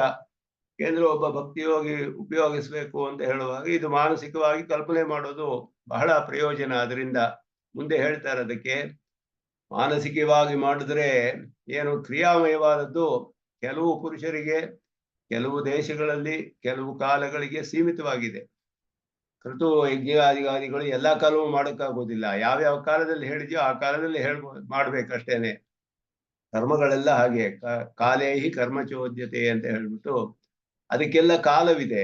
ಸಂಧ್ಯಾವಂದನೆ ಮಾಡ್ಬೇಕು ಅಂದ್ರೆ ಯಾವ ಕಾಲದಲ್ಲಿ ಮಾಡ್ಬೇಕು ಅಂದ್ರೆ ಪ್ರಾತಃ ಸಂಧ್ಯೆನ ಸಾಯಂಕಾಲ ಮಾಡ್ಬೋದೇ, ಅದಕ್ಕೆಲ್ಲ ಒಂದೊಂದು ಸಮಯ ನಿಶ್ಚಿತವಾಗಿದೆ. ಈ ಸಮಯದಲ್ಲಿ ಮಾಡ್ಬೇಕು. ಯಜ್ಞಾಗಾದಿಗಳಿಗೆಲ್ಲ ಈ ಸಮಯ ಇದೆ. ಈ ಈ ಒಂದು ಋತುವಿನಲ್ಲಿ ಹೀಗೆ ಮಾಡ್ಬೇಕು, ಈ ಕಾಲದಲ್ಲಿ ಮಾಡ್ಬೇಕು, ಈ ಸಮಯದಲ್ಲಿ ಎಲ್ಲ ನಿಶ್ಚಯವಾಗಿ ಕಾಲಗಳು ನಿಶ್ಚಯವಾಗಿದೆ. ಆ ಕಾಲದಲ್ಲಿ ಆಯಾ ಪುರುಷರು ಆಯಾ ದೇಶಗಳಲ್ಲಿ ಮಾಡೋದಕ್ಕೆ ಸೀಮಿತ. ಯಾವುದು ಕ್ರಿಯಾಮಯವಾದ ಕರ್ಮಗಳು. ಮನಸ್ಸಿಂದ ಮಾಡೋದಕ್ಕೆ ಯಾವ ಒಂದು ಸೀಮೆ ಇಲ್ಲ. ಎಲ್ಲಿ ಬೇಕಾದ್ರೆ ಮಾಡ್ಕೋಬಹುದು ಅಂತ ಹೇಳಲ್ಪಟ್ಟಿದೆ. ಮಾನಸಿಕವಾಗಿ ಮಾಡೋದಕ್ಕೆ ಎಲ್ಲಾ ದೇಶಕಾಲಗಳಲ್ಲಿಯೂ ಮಾಡ್ಕೋಬಹುದು. ಮನಸ್ಸಿಂದ ಮಾಡೋಕೆ ಆ ರೀತಿ ನಿಯಮವಿಲ್ಲ ಹೇಳಿದೆ. ಎಲ್ಲ ವಿಶೇಷಗಳು ಮನಸ್ಸಿನಿಂದ ಮಾಡೋದಕ್ಕೆ ಹೇಳಲ್ಪಟ್ಟಿದೆ. ಅದೇ ಮುಂದೆ ಅದೆಲ್ಲ ಹೇಳ್ತಾರೆ ಮುಂದೆ ಪೂರ್ವಪಕ್ಷ ಸಿದ್ಧಾಂತ ಸೂತ್ರಗಳಲ್ಲಿ ಇದೆ ಈ ರೀತಿ. ಆದರೆ ಇಲ್ಲಿ ಕ್ರತು ಕ್ರಿಯಾಮಯಕ್ಕೆ ಅಂಗ ಅಂತ ಹೇಳ್ಬಿಟ್ರೆ ಅದಕ್ಕೆ ಅಂಗವಾಗಿಯೇ ಮಾಡ್ಬೇಕು ಅಂದ್ರೆ ಅದರ ಜೊತೆಯೇ ಸೇರಿ ಮಾಡ್ಬೇಕಾಗತ್ತೆ. ಅವಾಗ ಇದನ್ನ ಸ್ವತಂತ್ರವಾಗಿ ಮಾಡೋಕ್ಕಾಗೋದಿಲ್ಲ. ಬೇರೆ ಕ್ರತು ಅಲ್ಲ. ಕ್ರತು ಅಂತ ಒಂದು ವಿಧಿ ಇಲ್ಲ ಅದರಲ್ಲಿ. ಆದ್ದರಿಂದ ಕ್ರಿಯಾಮಯವಾದ ಕ್ರತುವಿಗೆ ಅಂಗ ಅಂತ ನಿಶ್ಚಯ ಮಾಡ್ಬೇಕು ಅಂತ ಪೂರ್ವಪಕ್ಷ ಇಲ್ಲಿ. ಮತ್ತೆ ಅತಿದೇಶಾಚ ಅಂತ ಇನ್ನೊಂದು ಪೂರ್ವಮೀಮಾಂಸೆಯಲ್ಲಿ ಹೇಳಿರುವಂತಹ ಒಂದು ಅರ್ಥ ವಿಶೇಷ ಇದು. ಅತಿದೇಶ ಅಂದ್ರೆ ಎಕ್ಸ್ಟೆನ್ಷನ್ ಅಂತ. ಒಂದು ಕಡೆ ಹೇಳಿರುವ ವಿಧಿಯನ್ನ ಇನ್ನೊಂದು ಕಡೆ ಉಪಯೋಗಿಸುವಂತಹದ್ದು. ಅತಿದೇಶ ಅಂದ್ರೆ ದೇಶಂ ಅತಿಕ್ರಮ್ಯ ಅಂತ. ಒಂದು ದೇಶವನ್ನು ಎಲ್ಲಿ ಹೇಳಿದೆಯೋ ಒಂದು ಕರ್ಮದಲ್ಲಿ ಒಂದು ವಿಷಯ ಹೇಳಿದ್ರೆ ಅದನ್ನ ಇನ್ನೊಂದು ಕರ್ಮದಲ್ಲಿ ಹಾಗೆಯೇ ಉಪಯೋಗಿಸೋದಕ್ಕೆ ಇಲ್ಲಿಯೂ ಅದಲ್ಲಿಗೆ ಅತಿದೇಶ ಮಾಡಲ್ಪಟ್ಟಿದೆ. ಫಲವನ್ನು ಅತಿದೇಶ ಮಾಡ್ಬೋದು. ಸೇರಿದ ಹಾಗೆ ಇಲ್ಲಿ ಹೇಳಿರುವ ಫಲವೇ ಇಲ್ಲಿಯೂ ಅಂತ ಹೇಳಿ ಅತಿದೇಶ ಮಾಡ್ಬೋದು. ಇದು ವಿಷಯಗಳನ್ನ ಈ ರೀತಿ ಒಂದು ಕಡೆ ಹೇಳಿರೋದನ್ನ ಇನ್ನೊಂದು ಕಡೆ ಅನ್ವಯಿಸೋದಕ್ಕೆ ಅತಿದೇಶ ಅಂತ ಹೆಸರು ಇಲ್ಲಿ. ಇಲ್ಲಿ ಇಷ್ಟಕ ಇತಃ ಚ ಇಷ್ಟಕಚಿತೇನ ಅಗ್ನಿನ ಮನಶ್ಚಿತಾದೀನಾಂ ವಿಕಲ್ಪ ಕ್ರಿಯಾರೂಪತ್ವಂ ಚ ಅವಗಮ್ಯತೆ. ಈ ಕಾರಣದಿಂದಲೂ ಇದು ಕ್ರಿಯಾರೂಪವೇ ಅಂತ ತಿಳಿಯುತ್ತೆ. ಯಾವ ಕಾರಣದಿಂದ? ಅತಿದೇಶ ಅನ್ನುವ ಅರ್ಥದಿಂದ. ಅದು ಒಂದು ವಿಶೇಷವಾದ ಶಾಸ್ತ್ರಾರ್ಥ. ಜೈಮಿನಿ ಹೇಳ್ತಾರೆ ಅತಿದೇಶ ಅಂತ ಹೇಳೋದು. ಒಂದು ಕಡೆ ಹೇಳೋದ್ರಿಂದ ಇನ್ನೊಂದು ಕಡೆ ಉಪಯೋಗಿಸುವಂತಹದ್ದು. ಅದಕ್ಕೆ ಒಂದು ವಾಕ್ಯವೇ ಇಲ್ಲಿ ತಿಳಿಸುತ್ತೆ. ತೇಷಾಂ ಏಕೈಕೈವ ತಾವಾನ್ ಯಾವಾನಸೋ ಪೂರ್ವಃ ಇತಿ ಪೂರ್ವಸ್ಯ ಇಷ್ಟಕಚಿತಸ್ಯ ಅಗ್ನೇಃ ವೀರ್ಯಂ ನಾವು ಕ್ರಿಯಾರೂಪದಲ್ಲಿ ಒಂದು ಯಾವ ಅಗ್ನಿ ಸ್ಥಾಪನೆ ಮಾಡಿ ಏನೇನು ಮಾಡ್ತೀವೋ ಅದಕ್ಕಿರೋ ಗುಣಗಳೆಲ್ಲ ಇದು ಒಂದೊಂದಕ್ಕೂ ಮಾನಸಿಕವಾಗಿ ಮಾಡೋದಕ್ಕೆ ಇದೆ. ಏಕೈಕ ಏವ ತಾವಾನ್ ಯಾವಾನ ಸುಪೂರ್ವ, ಒಂದೊಂದು ಮಾನಸಿಕವಾಗಿ ಮಾಡೋದಕ್ಕೂ ಅಷ್ಟೇ ವೀರ್ಯವತ್ತರ ಫಲವಿದೆ, ಅಷ್ಟೇ ಗುಣಗಳಿದೆ, ಅಷ್ಟೇ ಫಲವಿದೆ ಮೊದಲಾದದನ್ನ ಮನಶ್ಚಿತಾದಿಶು ಅತಿದಿಶ್ಯತೆ. ಇಷ್ಟಕ ಕ್ರಿಯಾರೂಪವಾಗಿ ಮಾಡಿದ್ದನ್ನೇ ಮನಶ್ಚಿತವಾಗಿ ಮಾನಸಿಕವಾಗಿ ಮಾಡಿದ್ರಲ್ಲೂ ಅತಿದೇಶ ಮಾಡಲ್ಪಟ್ಟಿದೆ. ಅದಕ್ಕೆ ಏನು ವೀರ್ಯವು ಇದಕ್ಕೂ ಅದೇ ಇದೆ, ಅದರಷ್ಟೇ ಫಲವು ಇದಕ್ಕೂ ಬರುತ್ತೆ ಅಂತ ಹೇಳ್ಬಿಟ್ಟು ಅದ್ರಲ್ಲಿ ಏನೇನು ಮಾಡಿದ್ರೆ ಅದಕ್ಕೇನೇನು ಸಾಮರ್ಥ್ಯವಿದೆಯೋ ಎಲ್ಲ ಇದರಲ್ಲೂ ಉಂಟಾಗುತ್ತೆ ಅಂತ ಹೇಳ್ಬಿಟ್ಟು ಹೇಳಿರೋದು. ಅಲ್ಲಿ ಇರುವ ಒಂದು ವೀರ್ಯವನ್ನ ಇಲ್ಲಿಗೆ ಅತಿದೇಶ ಮಾಡಲ್ಪಟ್ಟಿದೆ, ಆ ಸಾಮರ್ಥ್ಯವನ್ನ ಇಲ್ಲಿಯೂ ಹೇಳಲ್ಪಟ್ಟಿದೆ ಅಂತ ಅರ್ಥ. ಇತಿ ತುಲ್ಯ ಕಾರ್ಯತ್ವಾತ್ ವಿಕಲ್ಪ ಏನ ತುಲ್ಯ ಕಾರ್ಯತ್ವ, ಎರಡು ಆವಾಗ ಒಂದೇ ಆಗುತ್ತೆ, ಎರಡಕ್ಕೂ ಒಂದೇ ಫಲ ಅಂತ. ಆದ್ರಿಂದ ಒಂದೇ ಕೆಲಸವನ್ನು ಎರಡೂ ಮಾಡುತ್ತವೆ. ಕ್ರಿಯಾಮಯವಾಗಿ ಮಾಡಿದ್ರು ಅಗ್ನಿರೂಪ ಮಾನಸಿಕವಾಗಿ ಮಾಡಿದ್ರು ಒಂದೇ ಅಂತ ಹೇಳಿರೋದ್ರಿಂದ ಇದು ಎರಡಕ್ಕೂ ವಿಕಲ್ಪ ಆಗಿ ಪ್ರಕರಣವು ಬಲ ಆದ್ರಿಂದ ಅದು ಯಾವ ಕ್ರತು ಅಂತ ಅಲ್ಲಿ ಹೇಳಿರೋದ್ರಿಂದ ಇಲ್ಲಿ ಬೇರೆ ಒಂದು ಕ್ರತು ವಿಧಿ ಇಲ್ಲದೆ ಇರೋದ್ರಿಂದ ಇದು ಅದಕ್ಕೆ ಅಂಗವೇ ಆಗುತ್ತೆ. ಇದೆರಡಕ್ಕೂ ವಿಕಲ್ಪವನ್ನು ಮಾಡಬೇಕು ಅನ್ನೋದು. ವಿಕಲ್ಪ ಮಾಡಿದ್ರೆ ಕ್ರಿಯೆಯೇ ಬಲವಾಗುತ್ತೆ, ಪ್ರಕರಣ ಬಲವಾದ್ದರಿಂದ ಆದ್ದರಿಂದ ಕ್ರಿಯಾರೂಪವೇ ಅಂತ ನಾವು ಸ್ವೀಕಾರ ಮಾಡಬೇಕು ಅನ್ನೋದು. ತತಶ್ಚ ಇಷ್ಟಖಚಿತವತ್ ತತ್ಕ್ರತು ನಿರ್ವರ್ತನೇನ, ಇಷ್ಟಖಚಿತವತ್ ತತ್ಕ್ರತು ನಿರ್ವರ್ತನೇನ, ಇಷ್ಟಖಚಿತ ಅಂದ್ರೆ ಇಟ್ಟಿಗೆಗಳಿಂದ ಕ್ರಿಯಾರೂಪವಾಗಿ ಮಾಡೋದು, ಅದನ್ನ ನಿರ್ವರ್ತನ ಅಂದ್ರೆ ಪೂರ್ಣವಾಗಿ ಮಾಡೋದು ಅಂತ, ಪೂರ್ಣಗೊಳಿಸೋದು. ಅದರಿಂದ ತದಂಗಭೂತಾಹ ಮನಶ್ಚಿತಾದಯ ಕ್ರಿಯಾರೂಪ ಏವೇತಿ, ಕ್ರಿಯಾಮಯ ಕ್ರತ್ವನು ಪ್ರವೇಶೇನ ಅದನ್ನ ಮಾಡಿದ್ರೆ ಇದು ಅದಕ್ಕೆ ಅಂಗವಾಗುತ್ತೆ ಆವಾಗ. ಆದ್ರಿಂದ ಇಷ್ಟಖಚಿತವತ್ ತತ್ಕ್ರತು ನಿರ್ವರ್ತನೇನ ತದಂಗಭೂತಾಹ ಮನಶ್ಚಿತಾದಯ ಕ್ರಿಯಾರೂಪ ಏವೇತಿ ಇಂದ ಇದರಂತೆಯೇ ಇದನ್ನು ಅದರ ಜೊತೆಯೇ ಮಾಡಿ ಇದನ್ನು ಮಾಡೋದ್ರಿಂದ ಅದಕ್ಕೆ ಅಂಗವಾಗುತ್ತೆ. ಇದು ಅದನ್ನು ಮಾಡೋದ್ರಿಂದ ಅದರ ಜೊತೆ ಇದು ಅಂಗವಾಗಿ ಬಂದು ಸೇರ್ಕೊಳ್ಳುತ್ತೆ. ಇದಕ್ಕೆ ಸ್ವತಂತ್ರವಾದ ಒಂದು ಕ್ರತು ಅನ್ನೋ ವಿಧಿ ಇಲ್ಲ, ಅಲ್ಲಿ ಹೇಳಲ್ಪಟ್ಟಿಲ್ಲ, ಯಾವ ವಿಧಿಯೂ ಅಲ್ಲಿ ಹೇಳಲ್ಪಟ್ಟಿಲ್ಲ ಅನ್ನೋದು ಪೂರ್ವ ಪಕ್ಷ.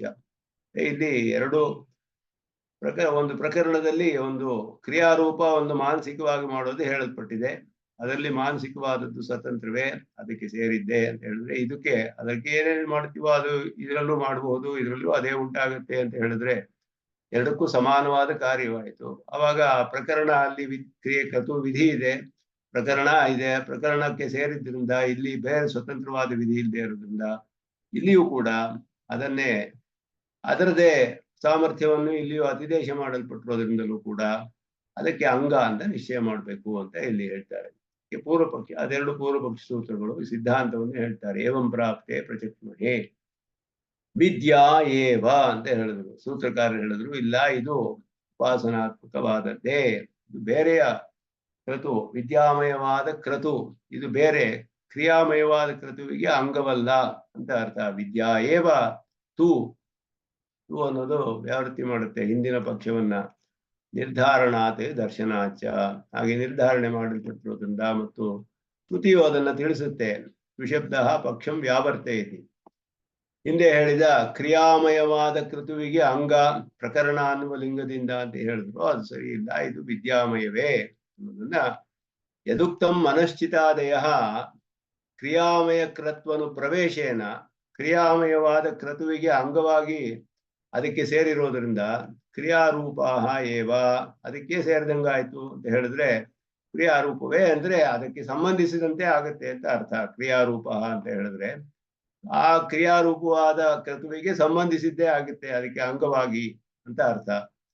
ನೈತದಸ್ತಿ ಅದು ಇಲ್ಲ, ವಿದ್ಯಾರೂಪ ಏವ ಏತೆ ಇದು ಬೇರೆಯ ವಿದ್ಯಾಮಯವಾದ ಕ್ರತುವೆ ಅಂದ್ರೆ ವಿದ್ಯಾರೂಪ ಕ್ರತು ಅನ್ವಯಿನಃ ಇತ್ಯರ್ಥ.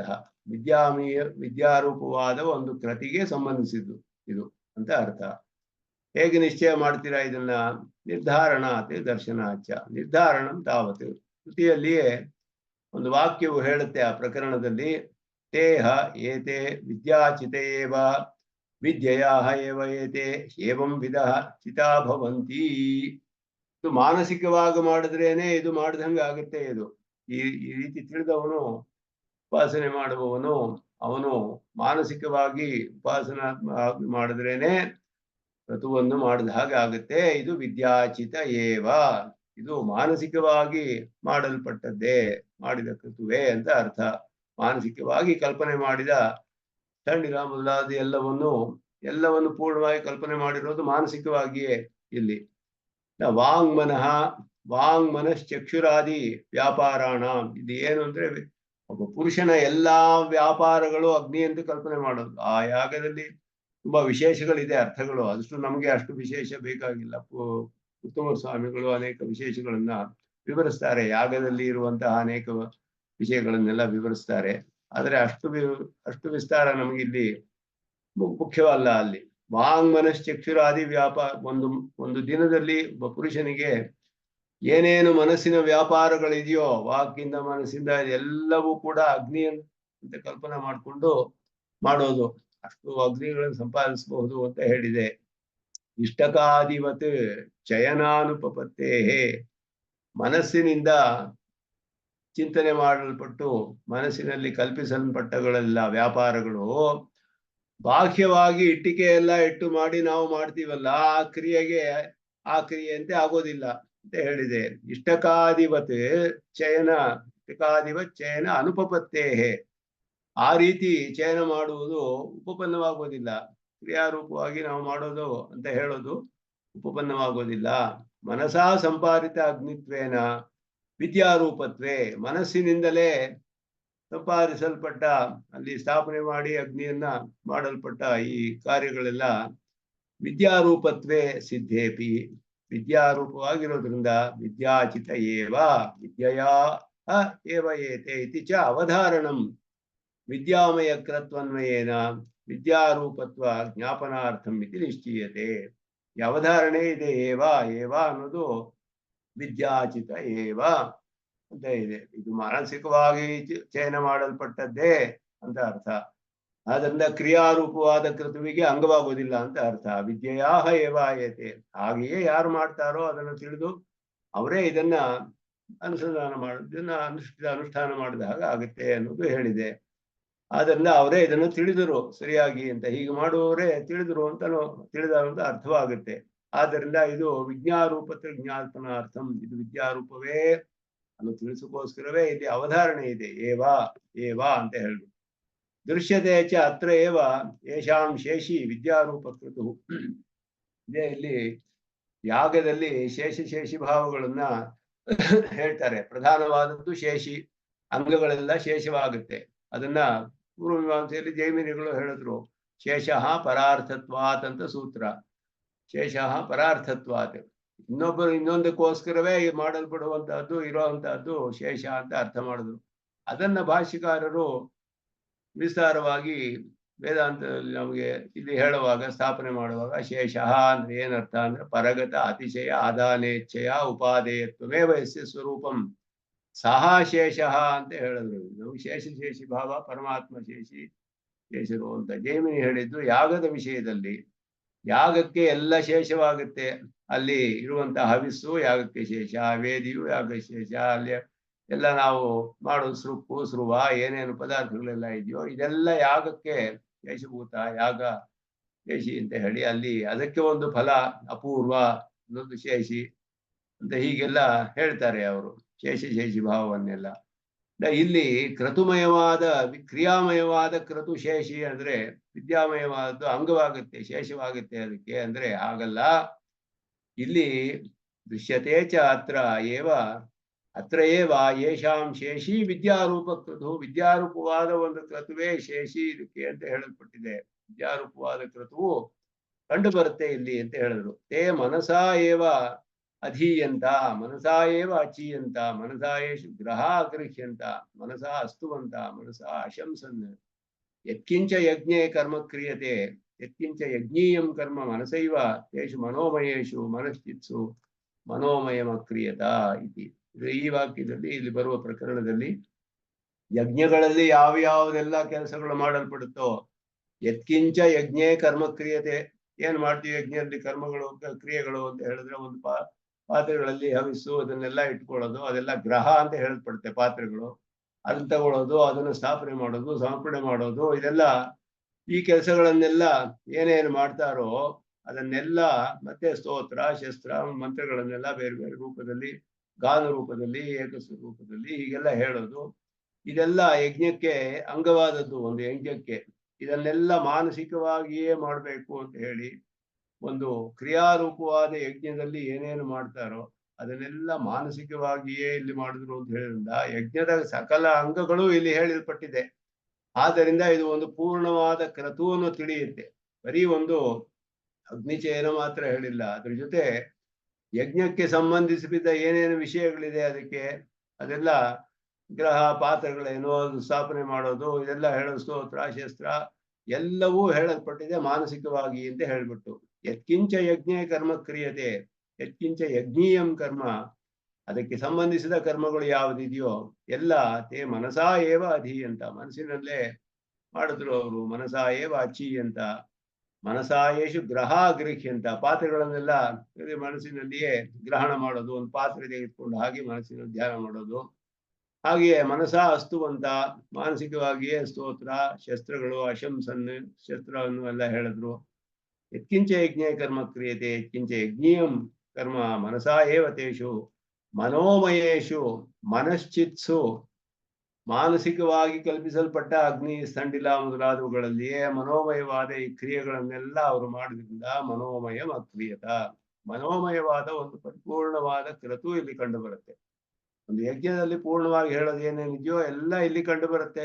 ಆದ್ದರಿಂದ ಇದು ವಿದ್ಯಾರೂಪವಾದ ಕ್ರತು, ಸ್ವತಂತ್ರವಾದ ಶೇಷಿಯಾದ ಒಂದು ವಿಜ್ಞಾನರೂಪ ಕ್ರತು ಇಲ್ಲಿಯೇ ಕಂಡು ಬರ್ತಾ ಇದೆ ಅನ್ನೋದಕ್ಕೆ ಅಲ್ಲಿಯ ವಾಕ್ಯಗಳಿದೆ ಅಂತ ಹೇಳಿದ್ರು. ಇಷ್ಟಖಚಿತೇಶು ಅಗ್ನಿಷು ಯತ್ ಕ್ರಿಯಾಮಯಂ ಯಜ್ಞೀಯಂ ಕರ್ಮ ಕ್ರಿಯತೆ, ಯಜ್ಞಕ್ಕೆ ಸಂಬಂಧಿಸಿದಂತಹ ಕ್ರಿಯಾಮಯವಾದ ಯಾವ ಕರ್ಮಗಳು ಕೆಲಸಗಳೆಲ್ಲ ಮಾಡಲ್ಪಡುತ್ತೋ ಒಂದು ಇಷ್ಟಖಚಿತವಾದ ಅಗ್ನಿಗಳಲ್ಲಿ ಅಂತ.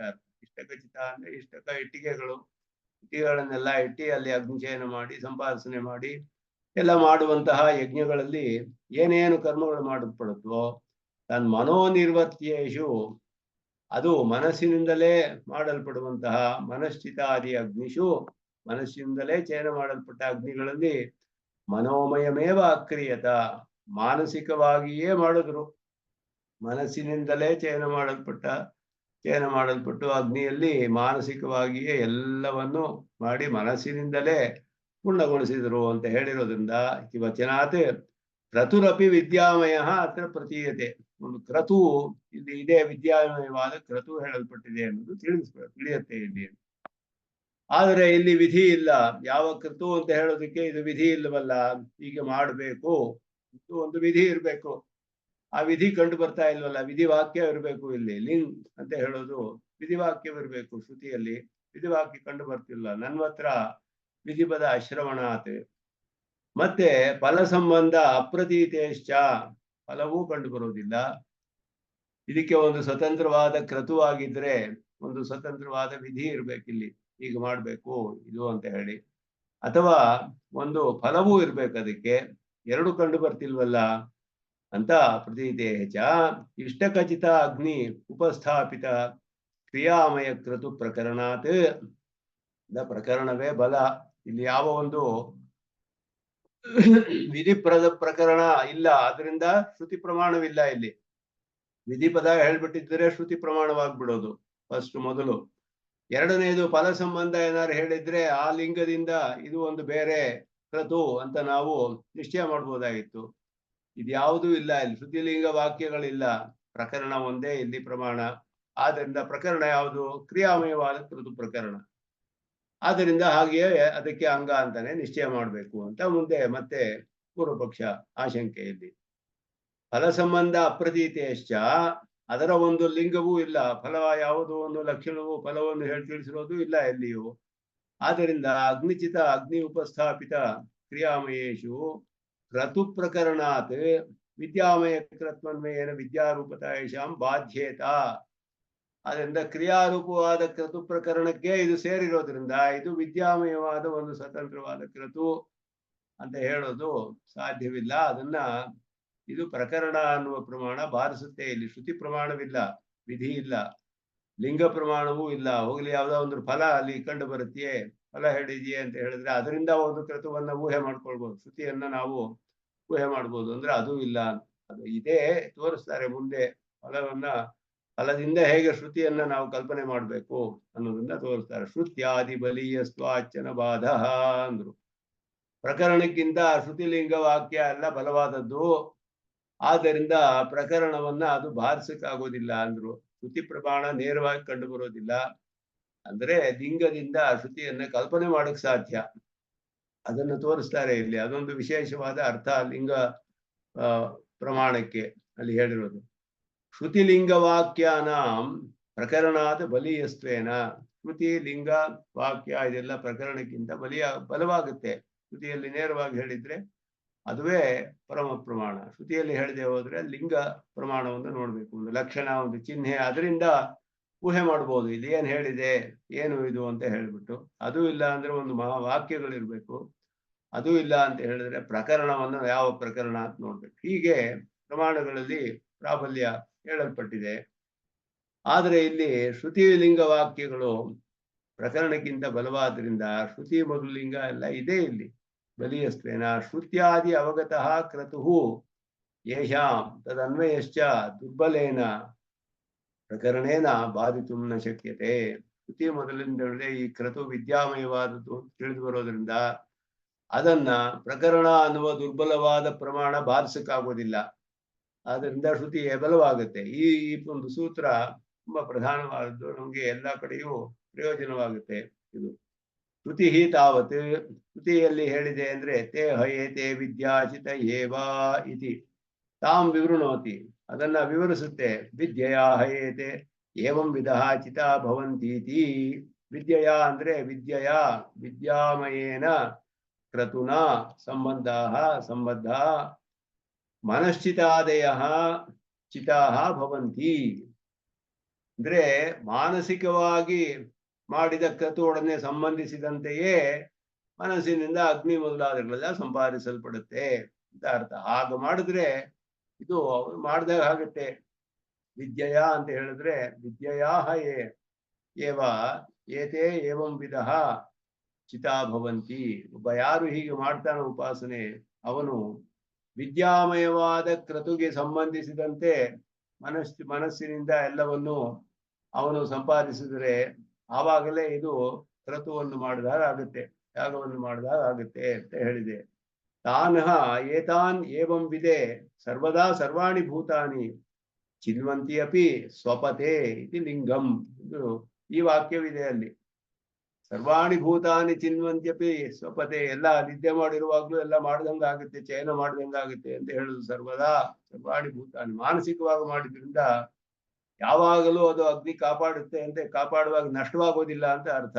ಮಾನಸಿಕವಾಗಿಯೇ ಮಾಡೋದ್ರಿಂದ ನಿದ್ದೆ ಮಾಡ್ತಾ ಇರುವಾಗ್ಲೂ ಅದು ನಷ್ಟವಾಗೋದಿಲ್ಲ, ಮಾನಸಿಕವಾಗಿ ಮಾಡಿದ್ದು ಇರುತ್ತೆ ಅಂತ ಅರ್ಥ ಇದು. ನಾವು ಬಾಹ್ಯವಾಗಿ ಮಾಡಿದ್ರೆ ಅಗ್ನಿ ಆರೋದ್ರೆ ಅದು ನಷ್ಟವಾಗಿಬಿಡುತ್ತೆ, ಅದನ್ನ ಮತ್ತೆ ಕಾಪಾಡಬೇಕು ಅಗ್ನಿಯನ್ನ, ಅದು ಬಹಳ ಕಷ್ಟವಾದ ಕೆಲಸ. ಆದ್ರೆ ಮಾನಸಿಕವಾಗಿ ಮಾಡುವಾಗ ಎಲ್ಲಾ ದಶೆಯಲ್ಲಿ ಯಾವಾಗಲೂ ಅದು ಅಗ್ನಿ ಹಾಗೆಯೇ ಇರುತ್ತೆ, ಅದನ್ನು ಕಾಪಾಡಬೇಕಾದ ಬೇರೆಯಾಗಿ ಕಷ್ಟಪಟ್ಟು ಕಾಪಾಡಬೇಕಾಗಿಲ್ಲ. ಮನಸ್ಸಿನಲ್ಲಿಯೇ ಕಲ್ಪನೆ ಮಾಡಿಕೊಂಡು ಸಂಪಾದನೆ ಮಾಡಿಕೊಂಡ್ರೆ ಮನಸ್ಸಿನಲ್ಲಿಯೇ ಎಲ್ಲವನ್ನೂ ಮಾಡ್ಬಿಡ್ಬೋದು. ಆದ್ದರಿಂದ ನಿದ್ದೆ ಮಾಡ್ತಿರುವಾಗ್ಲೂ ಇರುತ್ತೆ ಅಗ್ನಿ, ಯಾವಾಗ್ಲೂ ಇರುತ್ತೆ. ಇದೆಲ್ಲ ಹೇಳಿದೆ ಇಲ್ಲಿ. ಇಲ್ಲಿ ಇದು ಲಿಂಗ, ಮತ್ತೆ ಇದು ಕೂಡ ಮಾನಸಿಕವಾದ ಕ್ರತು ಅನ್ನೋದನ್ನ ತೋರಿಸುತ್ತೆ. ವಾಕ್ಯವೂ ಇದೆ, ವಾಕ್ಯ ಪ್ರಮಾಣವೂ ಇದೆ. ಏವಂ ವಿದೆ ಚಿನ್ವಂತಿ, ಹೀಗೆ ತಿಳಿದವರೇ ಈ ಚಯನವನ್ನು ಮಾಡ್ತಾರೆ ಅಂತ ಹೇಳ್ಬಿಟ್ಟು, ಮಾನಸಿಕವಾದ ಕೃತು ಅಂತ ತಿಳಿದವರೇ ಇದನ್ನು ಮಾಡ್ತಾರೆ ಅಂತ ಹೇಳಿದೆ. ಸಮಭವ್ಯಾಹಾರೋ ವಾಕ್ಯಂ ಅಂದ್ರೆ ಜೊತೆಯಲ್ಲಿ ಹೇಳಲ್ಪಟ್ಟಿರೋದು, ಅದು ವಾಕ್ಯ ಅಂತ ಹೇಳಲ್ಪಟ್ಟಿದೆ. ಈ ವಿದ್ಯಾಮಯವಾದ ಕೃತು ಅಲ್ಲಿ ಬರುವ ವಿದ್ಯಾಮಯ ಕೃತು ಅಂತ ತಿಳಿಸುವಂತಹ ಶ್ರುತಿವಾಕ್ಯ, ಅದರ ಜೊತೆ ಅದರ ಲಿಂಗವಿರುವುದು, ಅದರ ಜೊತೆಯಲ್ಲಿಯೇ ಇರುವ ಈ ವಾಕ್ಯವೂ ಕೂಡ ಅದು ಕೂಡ ಪ್ರಮಾಣವಾಗುತ್ತೆ. ಮೂರು ಕೂಡ ಪ್ರಮಾಣ. ಏವಂ ವಿದೆ ವಿದ್ಯಾಮಯ ಕೃತು ಮತೆ ಸರ್ವದಾ ಸರ್ವಾಣಿ ಭೂತಾನಿ ಚಿನ್ವಂತಿ ಇತ್ಯರ್ಥ. ಎಲ್ಲಾ ಪ್ರಾಣಿಗಳು ಈ ರೀತಿ ಮಾಡಬಹುದು, ಯಾವಾಗಲೂ ಕೂಡ. ಇದಕ್ಕೆ ದೇಶಕಾಲಾದಿ ಒಂದು ಇದು ಇಲ್ಲ, ಪರಿಮಿತಿ ಇಲ್ಲ. ಇದಕ್ಕೆ ಯಾವ ದೇಶದಲ್ಲಿ ಯಾವ ಕಾಲದಲ್ಲಿ ಎಲ್ಲಿರುವುದು ಮಾಡ್ದಂಗಾಗುತ್ತೆ. ಯಾವಾಗ ಈ ಅಗ್ನಿಯನ್ನ ಮಾಡಿದವು ಎಲ್ಲ ಒಂದು ದಿನದಲ್ಲಿ ಇರುವ ಎಲ್ಲಾ ಮನೋವ್ಯಾಪಾರಗಳು ಅಗ್ನಿಯಂತೆ ಕಲ್ಪನೆ ಮಾಡಲ್ಪಡುತ್ತವೆ ಅಲ್ಲಿ. ಈ ರೀತಿ ಒಂದು ಕಲ್ಪನೆ ಎಲ್ಲ ಹೇಳಲ್ಪಟ್ಟಿದೆ ಅಲ್ಲಿ. ಸರ್ವಭೂತ ಕರ್ತೃಕಂ, ಸರ್ವಕಾಲ ವ್ಯಾಪಿ ಚಯನಂ, ಎಲ್ಲಾ ಪ್ರಾಣಿಗಳು ಎಲ್ಲರಿಂದಲೂ ಮಾಡಲ್ಪಡುವ, ಎಲ್ಲಾ ಕಾಲದಲ್ಲಿಯೂ ಮಾಡುವಂತಹ ಈ ಮನಸ್ಸಿನ ಅಗ್ನಿಯ ಸಂಪಾದನೆ ಅನ್ನೋದು ಮನಸಾ ಸಂಪಾದಿತಂ ಪರಿಮಿತ ಕರ್ತೃ ಕಾಲ ಕ್ರಿಯಾಮಯ ಇಷ್ಟಖಚಿತ ಕಾರ್ಯದ್ವಾರೇಣ ಕೃತ್ವನು ಪ್ರವೇಶ ಸಂಭವಂ ಅಲಭಮಾನಂ. ಹೀಗೆ ಮಾಡಲ್ಪಟ್ಟಾದ ಎಲ್ಲಾ ಕಾಲದಲ್ಲಿಯೂ ಎಲ್ಲರೂ ಕೂಡ ಎಲ್ಲಾ ಕಾಲದಲ್ಲಿಯೂ ಇರುವಂತಹ ಚಯನ ಮನಸ್ಸಿನಲ್ಲಿಯೇ ಸಂಪಾದಿತವಾಗ್ಬಿಟ್ರೆ ಒಂದು ಪರಿಮಿತವಾದ ಕಾಲದಲ್ಲಿ ಮಾಡುವಂತಹ ಕೃತುವಿಗೆ ಅಂಗವಾಗಕ್ಕಾಗೋದಿಲ್ಲ. ಇದು ಮಾನಸಿಕವಾಗಿ ಒಂದು ಕಡೆ ಒಂದು ಯಾಗ ಮಾಡ್ತಾ ಇದ್ರೆ ಈ ದೇಶದಲ್ಲಿ 100 ಕಡೆ ಮನಸ್ಸಿನಿಂದ ಎಲ್ಲ ಮಾಡ್ತಾ ಇರಬಹುದು ಈ ಧ್ಯಾನವನ್ನ. ಆದ್ರೆ ಅಂಗವಾಗ್ಬಿಟ್ರೆ ಎಲ್ಲಿ ಯಾಗ ಮಾಡ್ತಿರೋ ಕ್ರಿಯಾಮಯದ್ದು ಅಲ್ಲಿಯೇ ಅದನ್ನು ಮಾಡ್ಬೇಕು, ಅದಕ್ಕೆ ಅಂಗವಾಗಿ ಪರಿಮಿತವಾಗ್ಬಿಡುತ್ತೆ. ಇಲ್ಲಿ ಮಾನಸಿಕವಾಗಿ ಹೇಳಿರೋದ್ರಿಂದ ಬೆಂಗಳೂರಲ್ಲಿ ಒಬ್ಬ ಕ್ರಿಯೆ ಮಾಡ್ತಾ ಇದ್ರೆ ಮೆಡ್ರಾಸ್ನಲ್ಲಿ ಅವರು ಮಾನಸಿಕವಾಗಿ ಮಾಡ್ತಾ ಇರ್ಬೋದು, 100 ಜನ 1000 ಜನ ಎಲ್ಲಾ ದೇಶದಲ್ಲಿಯೂ ಮಾಡ್ತಾ ಇರಬಹುದು ಮಾನಸಿಕವಾಗಿ. ಅದು ಸ್ವತಂತ್ರವಾಗ್ಬಿಟ್ರೆ, ಈ ಕ್ರಿಯೆಗೆ ಅಂಗವಾಗ್ಬಿಟ್ರೆ ಅವಾಗ ಎಲ್ಲಿ ಕ್ರಿಯೆ ಮಾಡ್ತಾರೋ ಅಲ್ಲಿಯೇ ಮಾಡ್ಬೇಕದು. ಪರಿಮಿತ ದೇಶ, ಪರಿಮಿತ ಕಾಲ, ಪರಿಮಿತ ಪುರುಷರಿಂದ ಮಾಡಲ್ಪಡುತ್ತೆ. ಈ ಒಂದು ವಿಸ್ತಾರವಾದ ವ್ಯಾಪ್ತಿಯುಳ್ಳಂತಹ ಮಾನಸಿಕವಾದ ಒಂದು ಕ್ರತುವಿಗೆ ಈ ರೀತಿ ಪರಿಮಿತವಾದ ಕ್ರಿಯೆಗೆ ಅಂಗವಾಗುವುದು ಅಸಂಭವ, ಅಸಾಧ್ಯವಿಲ್ಲ. ಅಲಭಮಾನಂ ಹೇಳ್ತಾರೆ ಇಲ್ಲಿ. ಸರ್ವಭೂತ ಕರ್ತೃಕಂ ಸರ್ವಕಾಲ ವ್ಯಾಪಿ ಚೈನಂ ಮನಸಾ ಸಂಪಾದಿತಂ ಪರಿಮಿತ ಕರ್ತೃ ಕಾಲ ಕ್ರಿಯಾಮಯ ಇಷ್ಟಖಚಿತ ಕಾರ್ಯದ್ವಾರೇಣ, ಪರಿಮಿತವಾದ ಕಾಲದಲ್ಲಿ ಮಾಡುವಂತಹ ಅದರಿಂದ ಮಾಡಲ್ಪಡೋದ್ರಿಂದ ಕ್ರತು ಅನುಪ್ರವೇಶ ಸಂಭವಂ ಅಲಭಮಾನಂ, ಅದಕ್ಕೆ ಅಂಗವಾಗಿ ಅದಕ್ಕೆ ಸೇರೋದು ಇದಕ್ಕೆ ಸಾಧ್ಯವಿಲ್ಲ. ಆದ್ದರಿಂದ ವಿದ್ಯಾಮಯ ಕ್ರತು ಅನುಪ್ರವೇಶ ಲಿಂಗಂ ಭವತಿ. ಇದುವೇ ಸಾಕು ಇದಕ್ಕೆ. ಯಾಕೆ ಅಂದ್ರೆ ಯಜ್ಞಕ್ಕೆ ಸಂಬಂಧಿಸಿದ ಎಲ್ಲವೂ ಇದೆ. ಅದು ಮುಂದೆ ಹೇಳ್ತಾರೆ ಅನುಬಂಧಾದಿಭ್ಯ ಅಂತ ಹೇಳ್ಬಿಟ್ಟು ಸೂತ್ರದಲ್ಲಿ. ಅನುಬಂಧ ಅಂದ್ರೆ ಅದಕ್ಕೆ ಸೇರಿದಂಗೆ, ಸಂಬಂಧದಂತೆ ಸೇರಿದಂಗೆ ಬರುವಂತಹದ್ದು ಅನುಬಂಧಗಳು. ಯಜ್ಞಕ್ಕೆ ಸೇರಿದಂತಹ ಎಲ್ಲಾ ಕರ್ಮಗಳು ಹೇಳಲ್ಪಟ್ಟಿದೆ ಇಲ್ಲಿ. ಆದ್ದರಿಂದ ಅದಕ್ಕೆ ಹೇಳಿದೆ ಎಲ್ಲವೂ ಮಾನಸಿಕವಾಗಿ ಮಾಡೋದ್ರಿಂದ ಇದು ಒಂದು ಪರಿಪೂರ್ಣವಾದ ಕ್ರತು ಅನ್ನೋದು ಇಲ್ಲಿ ತಿಳಿದು ಬರುತ್ತೆ. ಹೀಗೆ ತಿಳಿದು ಮಾಡಿದ್ರೇನೆ ಇದನ್ನು ಮಾಡಿದ ಆಗುತ್ತೆ ಅಂತ ಹೇಳಲ್ಪಟ್ಟಿದೆ. ಅದನ್ನ ಮಾನಸಿಕವಾಗಿಯೇ ಇದು ಮಾಡಬೇಕು, ಮಾನಸಿಕವಾದದ್ದೇ ಇದು ಮೊದಲಾದ ಅವಧಾರಣೆಗಳು ಕೂಡ ಇದೆ ಇದಕ್ಕೆ. ಇದೆಲ್ಲ ಇರೋದ್ರಿಂದ ಇದರಲ್ಲಿ ಶ್ರುತಿಯು ಹೇಳುತ್ತೆ ಇದು ಮಾನಸಿಕವಾದದ್ದೇ, ಅವಧಾರಣೆಗಳನ್ನೇ ಹೇಳುತ್ತೆ. ಮತ್ತೆ ಅದಕ್ಕೆ ಈ ರೀತಿ ಮಾಡಿದವರೇ ಅದನ್ನ ಕ್ರತುವನ್ನ ಅನುಷ್ಠಾನ ಮಾಡಿದ ಹಾಗಾಗುತ್ತೆ ಅಂತೆಲ್ಲ ಹೇಳಿರೋದು. ಮೊದಲಾದ ಲಿಂಗ, ವಾಕ್ಯ ಪ್ರಮಾಣ ಎಲ್ಲ ಇದೆ. ಮತ್ತೆ ಇನ್ನೊಂದು ಲಿಂಗ ಏನು ಅಂದ್ರೆ ಪ್ರಮಾಣ, ಎಲ್ಲಾ ದೇಶದಲ್ಲಿಯೂ ಇದು ಎಲ್ಲಾ ಕಡೆಯೂ ಮಾಡಲು ಸಾಧ್ಯವಾದಂತಹ ಇಂತಹ ಮಾನಸಿಕವಾದ ಒಂದು ಕ್ರತು ಒಂದು ಪರಿಮಿತ ಕಾಲದಲ್ಲಿ ಪರಿಮಿತ ದೇಶದಲ್ಲಿ ಆ ಪರಿಮಿತ ಪುರುಷರಿಂದ ಮಾಡಲ್ಪಟ್ಟ ಕ್ರಿಯೆಗೆ ಸಂಬಂಧಪಟ್ಟು ಅದಕ್ಕೆ ಅಂಗವಾಗಿ ಇರೋದು ಅಸಂಭವ. ಆದ್ದರಿಂದ ಅದು ಸಾಧ್ಯವಿಲ್ಲ ಅನ್ನುವ ಒಂದು ಲಕ್ಷಣ ಇದರಲ್ಲಿ ಇದೆ. ಎಲ್ಲಾ ಕಾಲದಲ್ಲೂ ಮಾಡಬಹುದು ಅನ್ನುವ ಲಕ್ಷಣ ಅದು ಲಿಂಗ. ಅದರಿಂದಲೂ ಇದು ಸ್ವತಂತ್ರವಾದದ್ದು, ಅದಕ್ಕೆ ಅಂಗವಾಗುವುದಿಲ್ಲ ಅನ್ನೋದು ತಿಳಿದು ಬರುತ್ತೆ. ಎಲ್ಲ ಕಾರಣಗಳಿಂದ ಇದು ಬೇರೆಯಾದ ವಿದ್ಯಾಮಯವಾದ ಕೃತುವೆಯನ್ನು ನಿಶ್ಚಯ ಮಾಡಿದ್ರು. ಇನ್ನೊಂದು ಸೂತ್ರದಲ್ಲಿ ಹೀಗೆ ಅದಕ್ಕೆ ಮುಂದೆ ವಿಧಿ ಪ್ರತ್ಯಯ ಇಲ್ವಲ್ಲ ಇದಕ್ಕೆ ಅನ್ನೋದನ್ನ, ಮತ್ತೆ ಫಲ, ವಿಧಿ ಮತ್ತೆ ಫಲ ಎರಡೂ ಇಲ್ಲ, ಫಲ ಸಂಬಂಧ ಅನ್ನೋದನ್ನ ಅದು ಹೇಗೆ ಅದನ್ನು ಪರಿಹಾರ ಮಾಡ್ತಾರೆ ಮುಂದಿನ ಸೂತ್ರದಲ್ಲಿ. ಅದನ್ನ ಮುಂದೆ ಅನುಸಂಧಾನ ಮಾಡೋಣ. ನಮಸ್ಕಾರ.